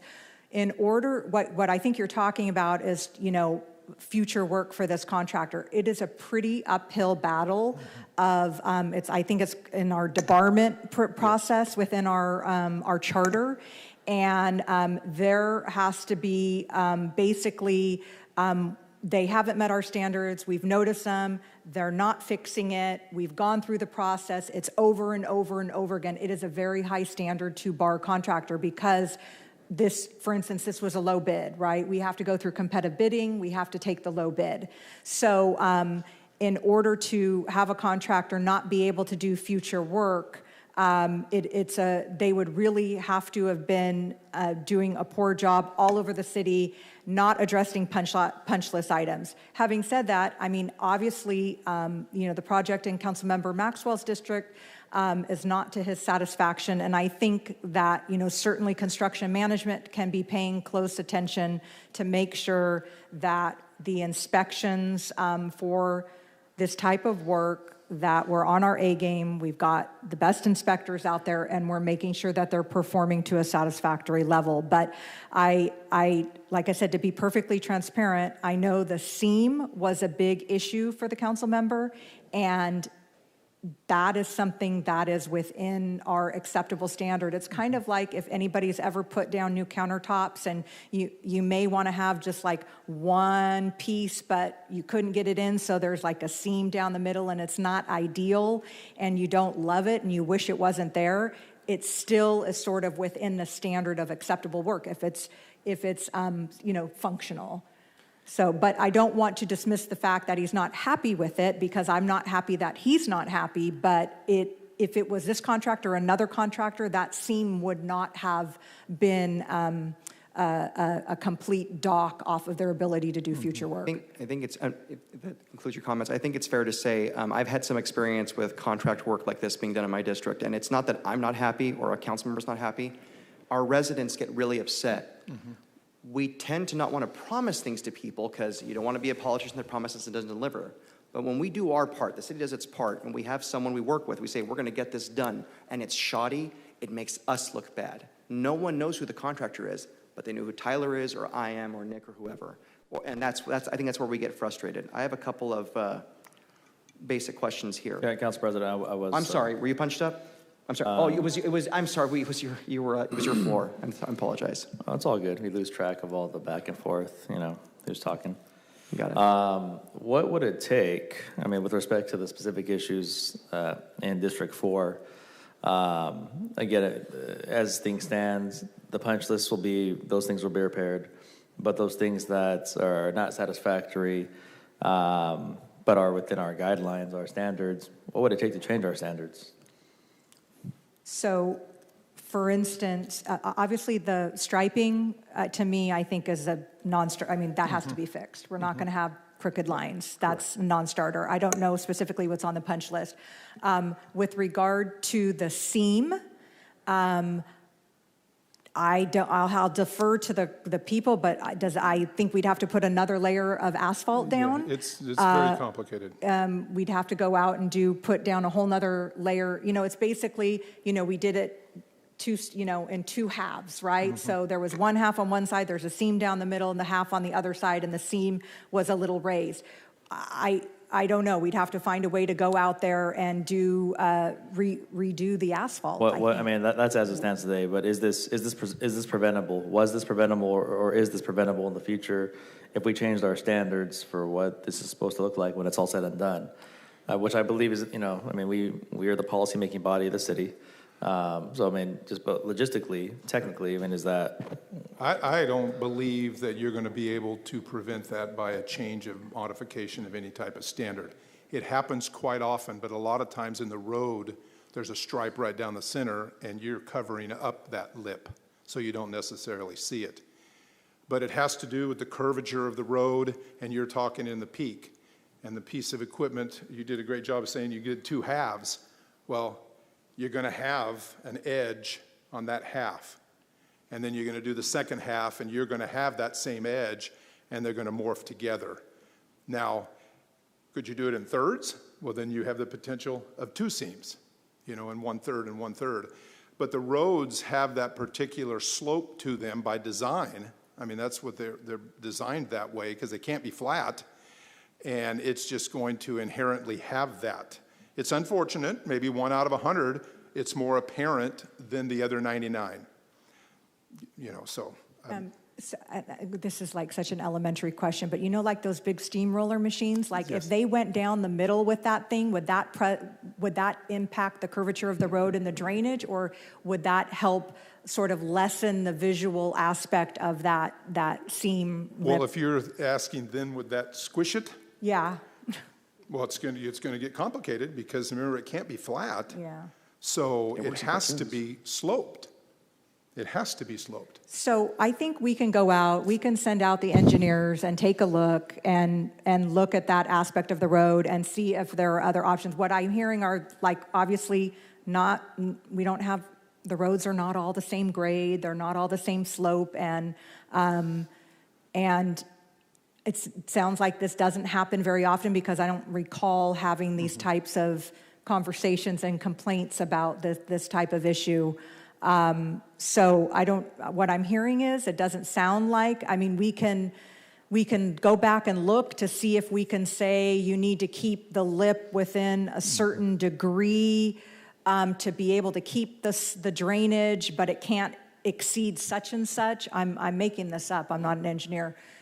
We can have the engineers go back and look to see if there's anything we can do to minimize this impact in the future. Correct. Yeah. Yeah, and that's, I mean, that's something we have to, appreciate you breaking it down for the economist and the enlisted man and the rug salesman and, all the way, we're not engineers. So we need the elementary explanation, as Georgianne pointed out, city manager pointed out. And then it is true, every road is a little bit different. I mean, every single slope is a little teeny bit different. Okay, all right, thank you. Thank you. So no one's punched up. I do have some questions. I really do appreciate the information. The technical details help me a lot as an elected official to learn, but I don't really think the technical details really matter a lot in this case. It's the finished product and the effect it has on the constituents, because they don't know. They just say, oh, broken, and then we have to deal with that. The contractor in question, what is the name of the contractor? Cal Valley Construction. Okay. Now, I know that in this particular item, District 2 is not a part of what we're talking about for the change order, but have they performed work in District 2? Yes. Yeah, here, hold By on any one second. chance, were they the contractor that performed work on the block, what's called Royal Coach, which is alluvial to Bluff, Van Ness to Marks? Yeah, I don't think so. That was but the slurry. That was slurry contractor. Yeah, two different ones. Two But different- hold- that one- hold they on did- they didn't do that, yeah. 1 second, I want to make sure. Sure. There was part of, because you said Area 2. I'm In so this sorry. change order, there is a small part, actually, I think it's a larger part on Area 2. So we got Area 4, we've got Area, because we broke them down. But on the first page, it's Area 2, Fruit to Clinton to Dakota, Area 2, there's several. I'm sorry, we're talking Area about... 2 is not the council districts. Oh, is it? Okay, yep. Area 2, is it Sorry. the Public Works area? They broke it up into different areas, but it doesn't directly correspond to the council Understand. districts. Understand, so in this one. But the there was problem no in your District neighborhood 2. was not this contractor, council No member. District 2 on this Okay. one. Yeah. Sorry. That's okay. Just wanted to just clarify that. Okay, so what is and I think Councilmember Esparza touched on it a little bit, but what are the remedies? So there's a punch list they have to complete, is that correct? Correct. Every project will do a final punch list, no matter what it is. Can you give me, I think you might have mentioned a few, give me a rough idea of what's on that punch list?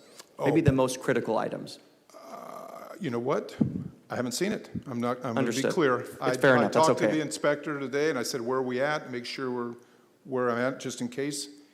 That's okay. And they said, general work is done, we're in the punch list. But typically on a punch list, there could be some slope on a concrete, on a sidewalk, curb and gutter, defect, cracked. Right. Different things like that, and then it would be compared to the standard. Now, what is the requirement? Right. I'm just wondering what leverage we have. I don't see any need to actually approve this today. I think the best thing we can do is to hold off till the next meeting, have them come back, complete the work, and once the punch list is complete, we can pay them. And I'll tell you what, the next meeting is on August 12th, I believe. If they come back and do it earlier, I'll even call a special meeting for this one item. But I just don't feel comfortable approving this today and having zero leverage when we can make sure the punch list is complete. Well, we don't have zero leverage. We still were holding with retention for the entire project, for the whole entire $8 million. We still keep that Appreciate until that. the notice of completion, and that's one of the reasons. If that's the case, why do we still have problems with them? Or, I'm sorry, is this the first you're hearing of it? No, I'm very familiar with Cal I'm sorry. Valley. I don't. No, I'm sorry. Is this the first you're hearing of some of the concerns of council members? No, I've heard about the slope and or not the slope, sorry, the seam. But we, like city manager said, we have many projects with Cal Valley. They do several. I'm just telling you right now, I don't have any stop notices filed on them. I don't have any claims filed from them. I don't have any delays, because I know the time got brought up, and time is... Maybe there's no delays because they're doing quick, shoddy work. That could be it, too. Well... It's an opinion. That's a political opinion. It doesn't mean it's true. I never mind. No, I'm it's gonna keep okay. my mouth shut. No, it's all right. I think, first of all, this is a local contractor. I think shoddy work is a little bit of a broad statement. I would argue if we have crooked lines, that's shoddy work. Okay. The seam, while it may be the residents don't like the way it looks, they feel like it's shoddy, it doesn't mean that it's shoddy. It's within our standards. It's not a Standards are construction shoddy. defect. Yeah, Huh? no, to a fair point, please. What if our standards are too shoddy? You think our standards are too shoddy? Okay, so, okay.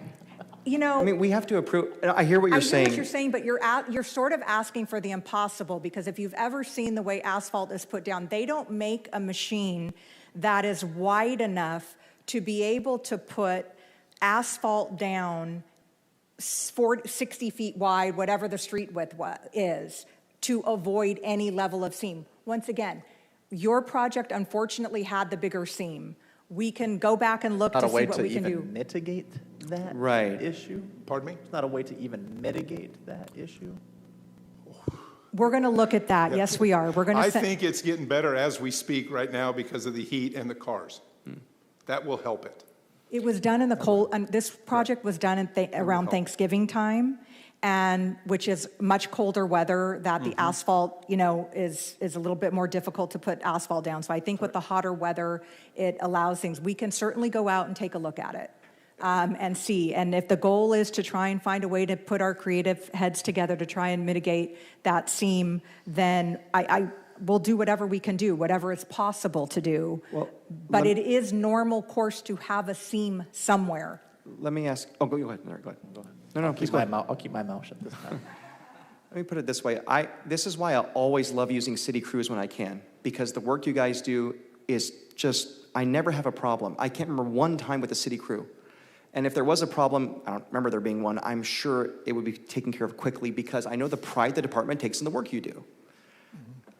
I want to be able to vote for this item, but be left assured that what's happening in District 4 and those residents and their council members fighting passionately for them are going to be taken care of. I don't have that yet.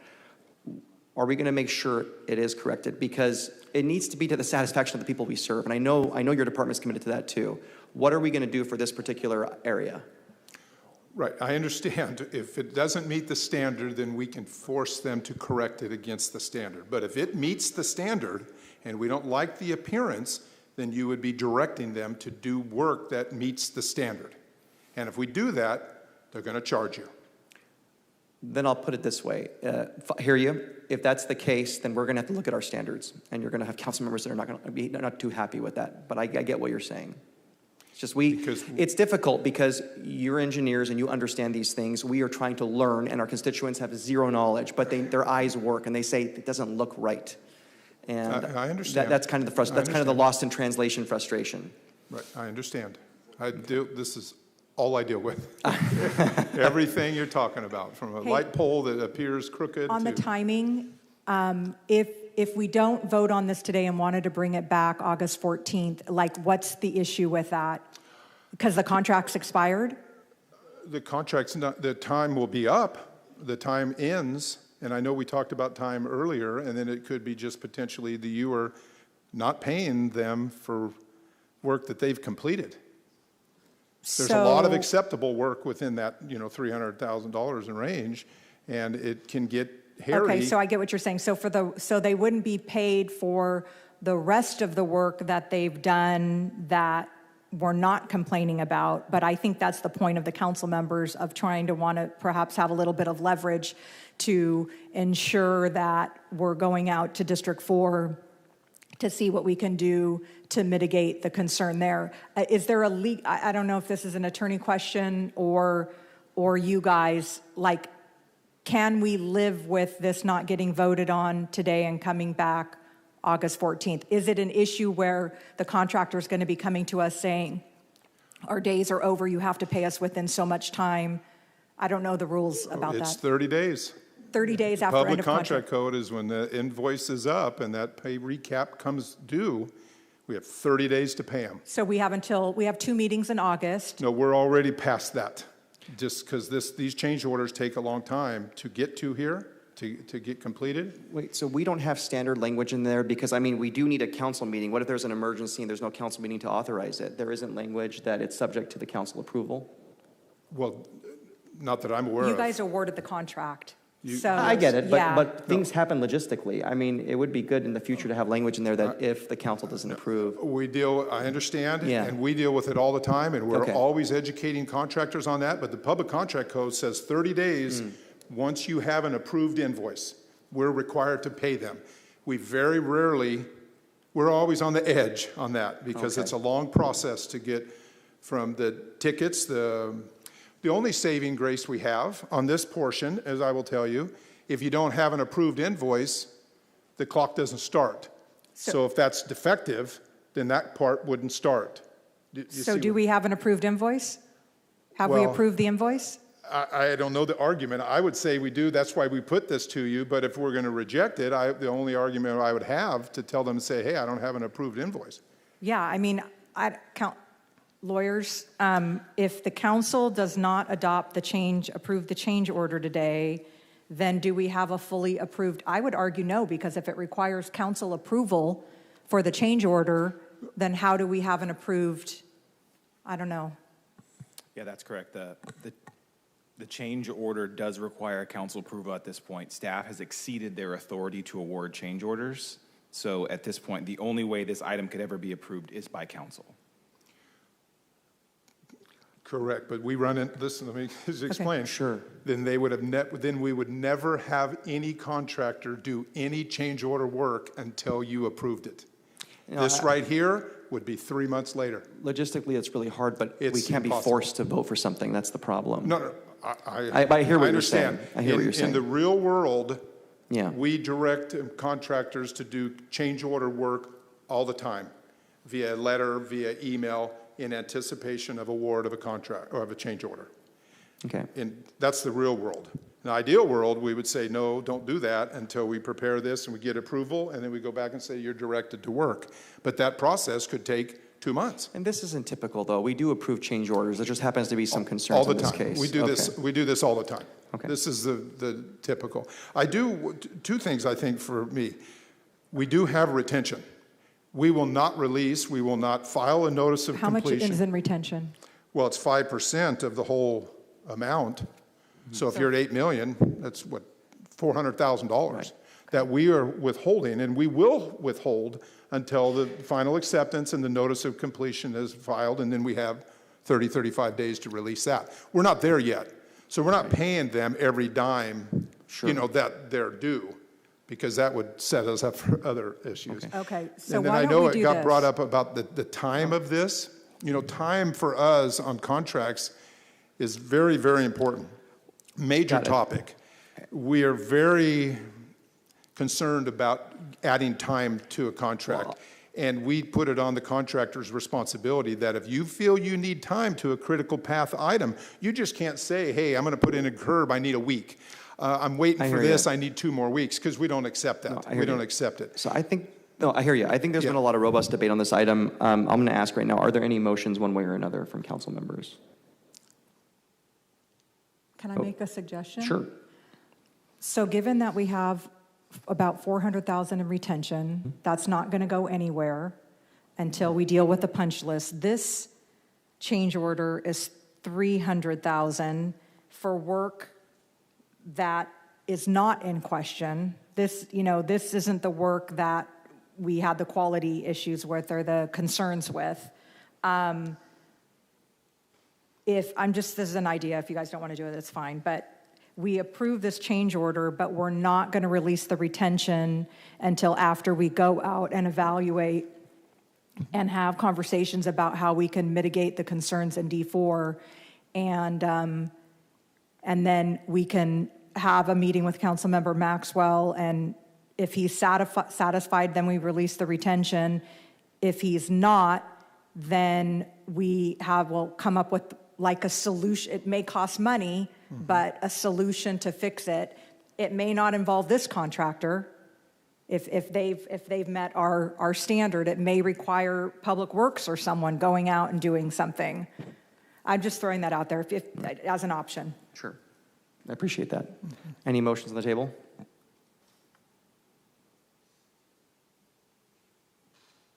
I'll make a motion to go with staff's recommendation. Okay. There's a motion. Is there a second? By staff, you don't mean what the city manager just proposed. You mean the original recommendation? The original recommendation, yes.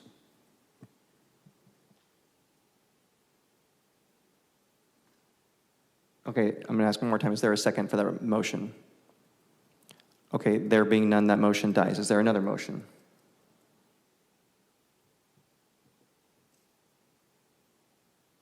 Councilmember, why don't you make your motion again and I'll second it? Go ahead. Mm-hmm. Again, I make a motion to go with staff's recommendation with no amendments or modification. Oh, I can't do it again? Okay, fine. I will. Give me 1 second. Andrew, I have a question for you.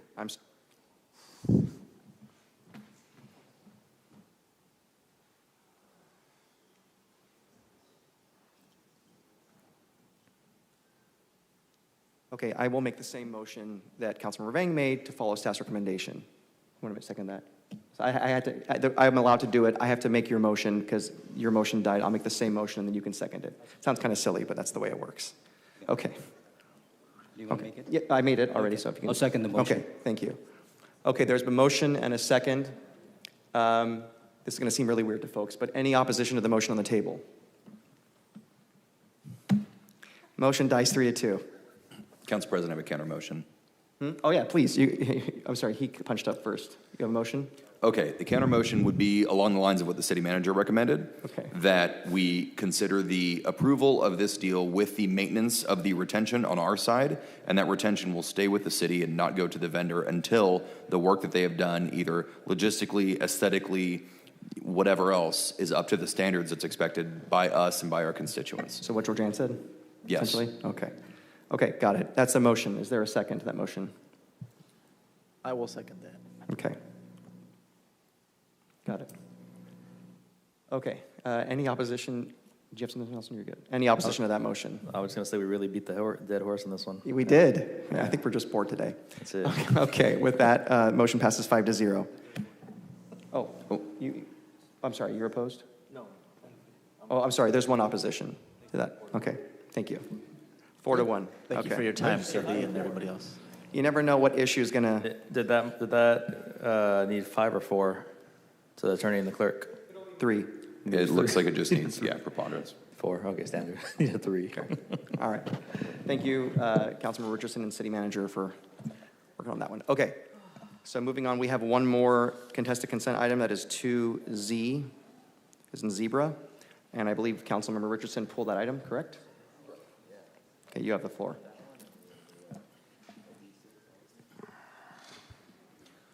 All right, if everyone will turn their notes, they've been studiously following to item 2 Zulu.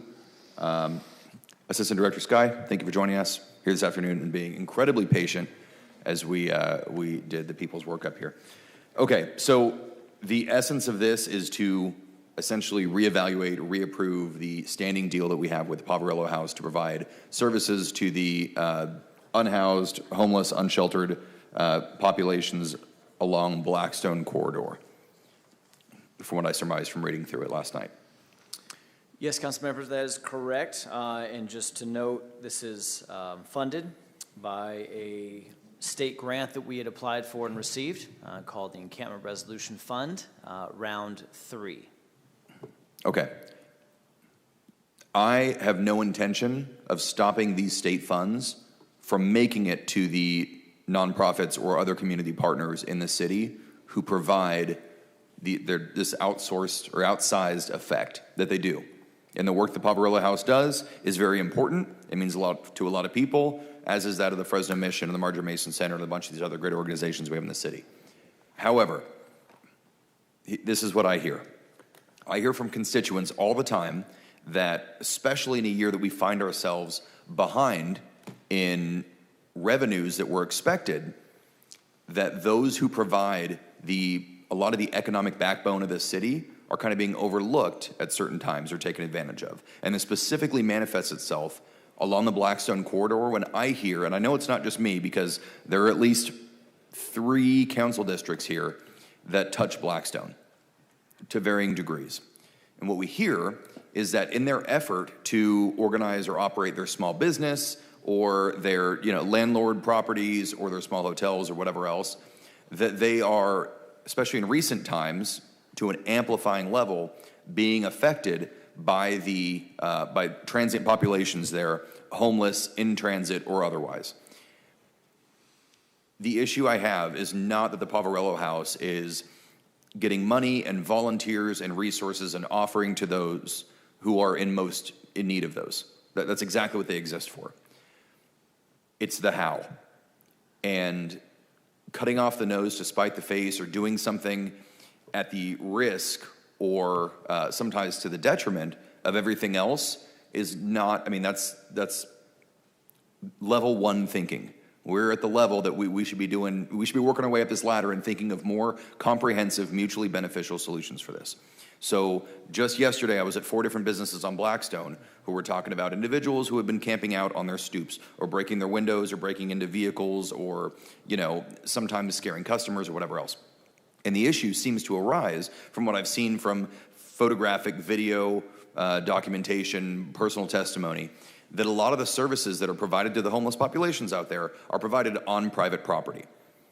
Not just they are setting up on private property and whoever they see they'll offer services to, but they've somewhat become a rallying point. This chicken and egg theory, I'm sure you've heard it 1,000 times. It's, do you bring the resources to where the people are, or do people start locating themselves where the resources are? We had fantastic efforts by the mayor and the administration to clean up one specific area down in the southwest where the Poverello House is located, because folks know that's where the resources are. If I'm going to camp out or I don't have what I need to rent or buy a home, I'm going to stay where I know that I can get food, I can get care, I can get shelter. What we're seeing now is business owners who didn't sign up for that are seeing this in their parking lots. And I know you know what I'm talking about. You and I have had these conversations a lot, but I think it's important for those, paying attention at home or up here on the council as well, just to understand what we've been discussing. If we're going to continue with them, and I understand this is a little bit more specific than just general handing out sandwiches in the parking lot, but we really need to take a serious look at how we are, I wouldn't say employing, but allowing the Poverello House to employ their services, especially when it comes to the benefit of some and to the detriment of others. I just feel like that's shoddy planning, and that's the city, that's us, and that's to some extent us behind the dais and me not doing our part in making sure that this service that we're allowing is being implemented in the most sensical manner, if that makes sense. Would you mind just speaking to us on that for a minute? Sure, I'd be happy to, Councilmember. Councilmember Richardson, I appreciate your comments this afternoon, as what you've expressed, I think, is the tension that all of us feel and have felt for a number of years. I want to speak to sort of the policy aspect of this, and then if it's your wish, I'd be happy to invite Sarah Merhadi from the Poverello House, who really oversees our outreach team, to speak to some of the how. So let me speak to the policy for just a moment. The tension that I'm referring to, of course, is the tension of, one, as a policy, we are trying to help every single person who's experiencing unsheltered homelessness in our city exit homelessness. That is our approach. We are trying to help every person exit homelessness. Where they are located, we're going to go to them. If they are on public property, private property, we're going to just try and make contact. Now, we do have policy that dictates what engagement looks like based upon where they're located. So, for example, on a freeway, we're not providing outreach to people on freeways. We provide enforcement in partnership with Caltrans and CHP, which eventually leads them off the freeways into public spaces where outreach is provided, services are provided. It does get a little complex when you have a private property. Let's talk about commercial business. So it's a commercial development with multiple storefronts, lots of different tenants, all one property. One property owner managed by one property management company. You have one business that says, hey, I don't like the activity in front of my doorstep. But the other three haven't complained, or actually are supportive of our efforts, or actually, in some instances, kind of in an overarching fashion, they are enabling some of that activity despite our consultation. And we're saying, would you please lock your bins, your trash bins? Would you please improve the lighting in your parking lot? And they say, no, we're not willing. So this is where the rubber meets the road and the tension lies. What I will say is that we have done this in the past, we do it currently, and we are willing, absolutely willing, to continue to do it at the request of any business owner that says to us, please do not serve people who are experiencing unsheltered homelessness in front of my business. Now, again, it's hard to do that when you have a property that has multiple storefronts and one tenant, one lessee says, I don't want you serving them in front of my business. What about the one adjacent to them or adjacent to them? So this is where we have to get cooperation. We need sort of one voice to help our operation be able to ultimately meet the expectations of business owners. And so I just wanted to say that that is our approach. We are very understanding. We support business. We don't, the kinds of things you've just described are unacceptable. And in many instances, it sounds like even potentially criminal. And so there are legal remedies to address some of those things. But from a services perspective, as a policy, we're going to help anybody we can.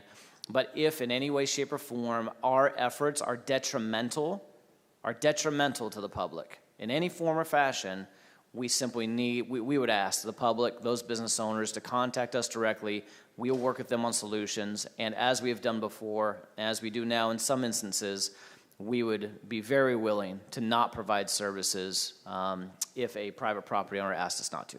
It would seem like the one voice should come from the landowner, not necessarily the individual occupant or tenant of one of those businesses. Land ownership is not ownership by committee in this country, thank God. That should be a relationship or at least a conversation with the landowner, correct? If the property owner there of that strip mall or business center, whatever else, says, I don't want this here, who directly are they contacting at the city? Yeah, they would contact Steve Montez, our HART manager, would be the best person to contact, or myself, of course. Okay. A few questions that I've specifically gotten from these business owners or other constituents who live right there juxtaposed with Blackstone. Once they receive services there, and the services they're getting, I would imagine, are more kind of upkeep maintenance services like food or cleaning something for them or offering a piece of clothing in the cold, things like that, water, replenishment of water, things of that nature. So, Do I understand that correctly? I think we're getting into the how and some of the what, and so I'd be happy to invite Sarah Mohadi because she's the authority on what's happening on a day-to-day basis. Totally fine. Overly granular. Are they directed to disperse after making contact with the Poverello House? Directed to disperse? Correct. Like, thank you. Here you've gotten your services. It's good to see you, Tim, Jane, and Jimmy. Okay, you guys need to get off the property now. We're going to leave. You guys need to leave. Yeah, go about our days. Unfortunately, Councilmember, Richard, that really is outside the scope of our outreach team to really serve as sort of the private security of a private property owner.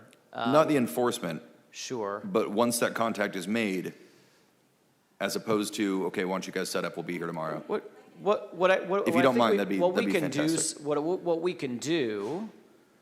So Sarah can speak to what we're doing. And I would say what we can do is we could certainly inform people that you are on private property, right? And you need to be mindful of the rights of private property owners. And again, I don't want to speak to because Councilman Richardson, there are actually a lot of private property owners that really have created a welcoming environment because they're leading with, I would just say their desire and their desire to help is in a manner that creates an opening and welcoming space. That isn't to say that people that don't want folks on their property are not also wanting to help. They're just living in the tension of, I've got a business, but I also want to help, and Correct. I've got to live in that tension. So what we could do is if a business owner said, hey, this is not what we want, or as you said, in an ideal world, a private property owner said, I don't want this. First of all, that's the simplest solution, which is we just won't provide services, period, on that property. Now, if you'd like to come up and elaborate on that, I'd love to have you up. Just, Phil, before you leave real quick, when you mention we, I know you wear a lot of hats. Can you just be specific for us? When you say we are offering services. Yeah, so when I say we, it's going to be always through the vehicle of our outreach team who are contracted with Poverello House. Okay. They are going to be the outreach arm offering services. We, of course, as a city, we have our police department unit, right? So our HART unit, and then code enforcement does what code enforcement does. But the services The vehicle for services primarily are coming through our outreach team as contracted with the Poverello House.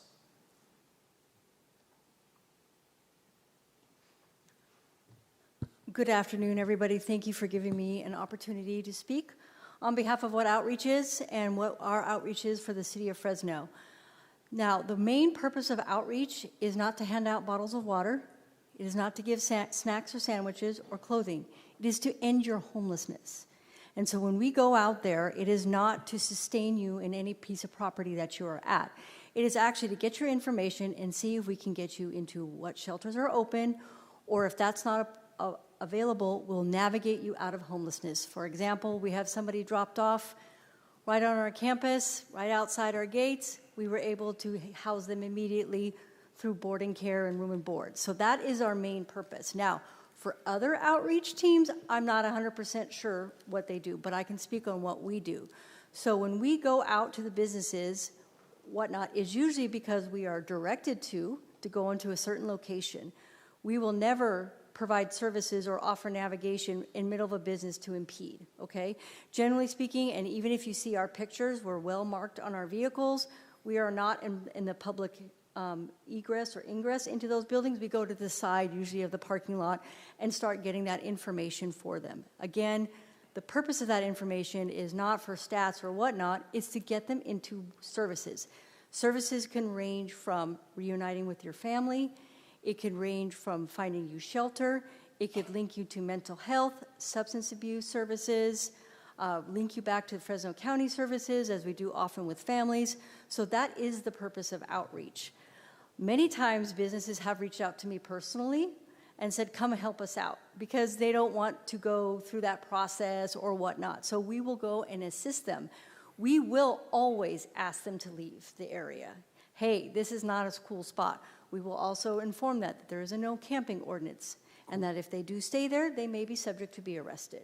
I appreciate that a whole lot. 100%. First of all, I don't want my clients or guests to get arrested, so I don't want them there. So, and we do recognize the fact that that people have a right to operate businesses. So it is not our intention. We don't also instruct people to stay there so we can go find them. We say, where are you going to be in the general area? We ask them for their phone number. Usually we contact them via phone number. We do not sustain encampments. We purposely don't go out there and provide life-sustaining meals. Now, will we give you ice water? Yes, we will do that. A lot of that is rapport building, not sustainability building. But again, the sole purpose of outreach is to end your homelessness and not to sustain it. Now, does that mean sometimes they're there? When we will advocate for them and say, hey, business owner doesn't want you here, I'm going to advise you not to be here. Hey, we're not going to meet you here. We're going to meet you down here because the business owner doesn't want that. When we are doing de-encampments, we actually require the business owners to give us permission, written permission, for us to enter their property. A lot of times they ask us, hey, can you come over here? Even on Blackstone Avenue, we've been repeatedly asked to come over there. So I just want to make that clear that our goal is not to have people sustain on Blackstone Avenue. We want Blackstone Avenue to be a great place for our residents. I'm a lifetime Fresno resident myself, and so we want to end homelessness. I don't know if you have any other questions on what we have. I'll be more than happy to answer them. Okay. But that's just a general overview of what the purpose of outreach is. And we appreciate, outreach, our outreach. Now, others, sure, you with can't the feedings and things that occur, I'm dead set against that, because my philosophy is one meal is not going to solve your homelessness, because you're going to be hungry in 5 hours. Fair. And I do appreciate the work that you guys do and the goal, and I know my colleagues do as well, and so do the residents. We just want to make sure that it's done in the right manner. Is there a chance that there could be, you mentioned the outreach to make the contact is done on somewhat of a request basis. Where will you be? Asking where is the best place to find you? And sometimes you'll make a recommendation, hey, why don't we meet over here instead? Would there be something that we could develop between the Poverello House, the city, and the business owners to say, you know what, here's a rotating schedule we'd like to do. Monday, this business here is willing to host. So Monday they can host it here. Tuesday, a block away, they'd like to host it here. Some sort of a rotating schedule. That way it wasn't too much of a burden or, imposition, but also not too far to move for those who don't have the luxury of personal transportation. So my fear is that you'll start to congregate there. And who cares about the schedule, right? Telling a homeless person a schedule, that may be difficult. I don't want to encourage anybody congregating in a specific area. And if you make any area friendly, like you're offering, a lot of businesses offer their free meals out, you know, at the end of the day and things of that nature. If that happens, then you're going to attract people that you don't want, and then you're going to have to enforce to get out. I would rather just see them on the street, say, hey, and I know for a fact for ours, I know Blackstone Corridor is very important, and I say, hey, eyes and ears are everywhere here. This is not a friendly environment. Let's figure out how to get you out of this environment and get you housed. Maybe it's time to go home. How do we go about doing that? Let me link you to those services that will get you home, or if we have funds ourselves, like we did yesterday to house a person, permanently house them, we take it out of our own organization. Why? I don't want you on Blackstone Avenue. That's no place to be, right? Now, the reality is there's a lot of other services on Blackstone Avenue, a lot of other things on Blackstone Avenue that are not in our control. I know the narrative is like, oh, we're bringing them in here. But if you look at police calls and everything else, that is not the case. I think what's happening is there's a lot of pedestrian traffic, and that is very much we're aware of. We also do weekly tallies of the area to make sure we hit those hot spots to disperse them. So we do every effort we can to do that because, again, you know, you have entrusted us with this task, and we want to do the best thing possible. But I would not encourage any type of area where people can congregate, because then you're going to have to now really ask them to leave, and that business may not be equipped to ask them to leave, and then there's trash considerations. We make sure that we don't, you know, any plates or anything you see is not from us, because we do not give out plates of food. We give out bottles of water for the most part. You are the expert, so if that would contribute to encampment and it's your advice against it, I'm with you. I appreciate that stance. Would that be considered for a business that didn't sign up for this? Would that be considered trespassing? They can, the homeless person? No, the outreach. If a vehicle from the Poverello House were to go meet in the parking lot with folks and the landowner didn't want them there, would that be considered trespassing? So, council member, remember we're talking about, I think in the example that you're giving us here, I think we're talking about a private property that is public facing and public serving. So just, you know, your average retail strip, right? And so you've got multiple tenants, all public serving. And so if Poverello House were to drive their vehicle onto their property, I think, you know, I mean, as pursuant to a couple of things, but pursuant to the law, they would have to be noticed, right? And then they would ultimately, if they violated that notice, I think they could be potentially considered trespassing. That's a legal question, but I think there is a path there. City Attorney, I see you nodding over there. All right. Can you nod into the microphone, please? You're fine. Okay. Is there any sort of notification required to the, or that takes place to the businesses, to the property owners, or anybody else saying, hey, we're the Poverello House. We've noticed that there is generally a congregation or a hotspot, as it was mentioned, in the vicinity of your business. We're going to keep an eye on it, and we're going to pop by occasionally on a non-fixed schedule to offer that outreach and to make contact with people in the vicinity of your property. You know, council member, that's really, I appreciate that you're, in your comments, I representing your district. That is a citywide question, really, because we have people who are camping all over the city in all 7 districts. And so we do not provide notice to whether it be a resident or whether it be a commercial tenant that they have people camping in their vicinity. We do not, and we don't have the resources to do that, unfortunately. Okay. All right. I appreciate the work that you do. I think that there's still some polishing of this. The fact that we have a partner that's reliable, that's located here close by, that we've seen objectively the success of their work is very encouraging. But if we weren't constantly trying to improve the process to make sure that we get rid of the inefficiencies, we really wouldn't be doing our job. So that's close to my heart, especially as I hear from constituents who are worried that in their benevolence or their desire to help those who are in need, then someone else ends up paying the price for that. Not a volunteer price or donation price, but a direct cost to their business. And I don't want to see that happen. Sure. So thank you for your comments, Assistant Director. I look forward to working with you in the future and expect that in the coming weeks, we're going to be talking a lot more about this. Yeah. Council member, I would encourage you, as we always do and always have throughout all of our efforts to serve those that are experiencing homelessness and hopefully and ultimately get them out of homelessness for every one of our council members. If you have businesses, residents who are having any difficulty, please just contact us. We will work with them on a one-on-one basis to solve whatever problems they're experiencing. Appreciate that. Thank you so much. That's all I had, Council President. Okay. Did you want to make a motion? I know that we're going to continue working on this, but for the motion as proposed, I'll move to approve. Okay. Is there a second? Second by Councilmember Maxwell. Any more discussion? Any opposition to the motion on the table? There being none, it passes 5-0. Thank you.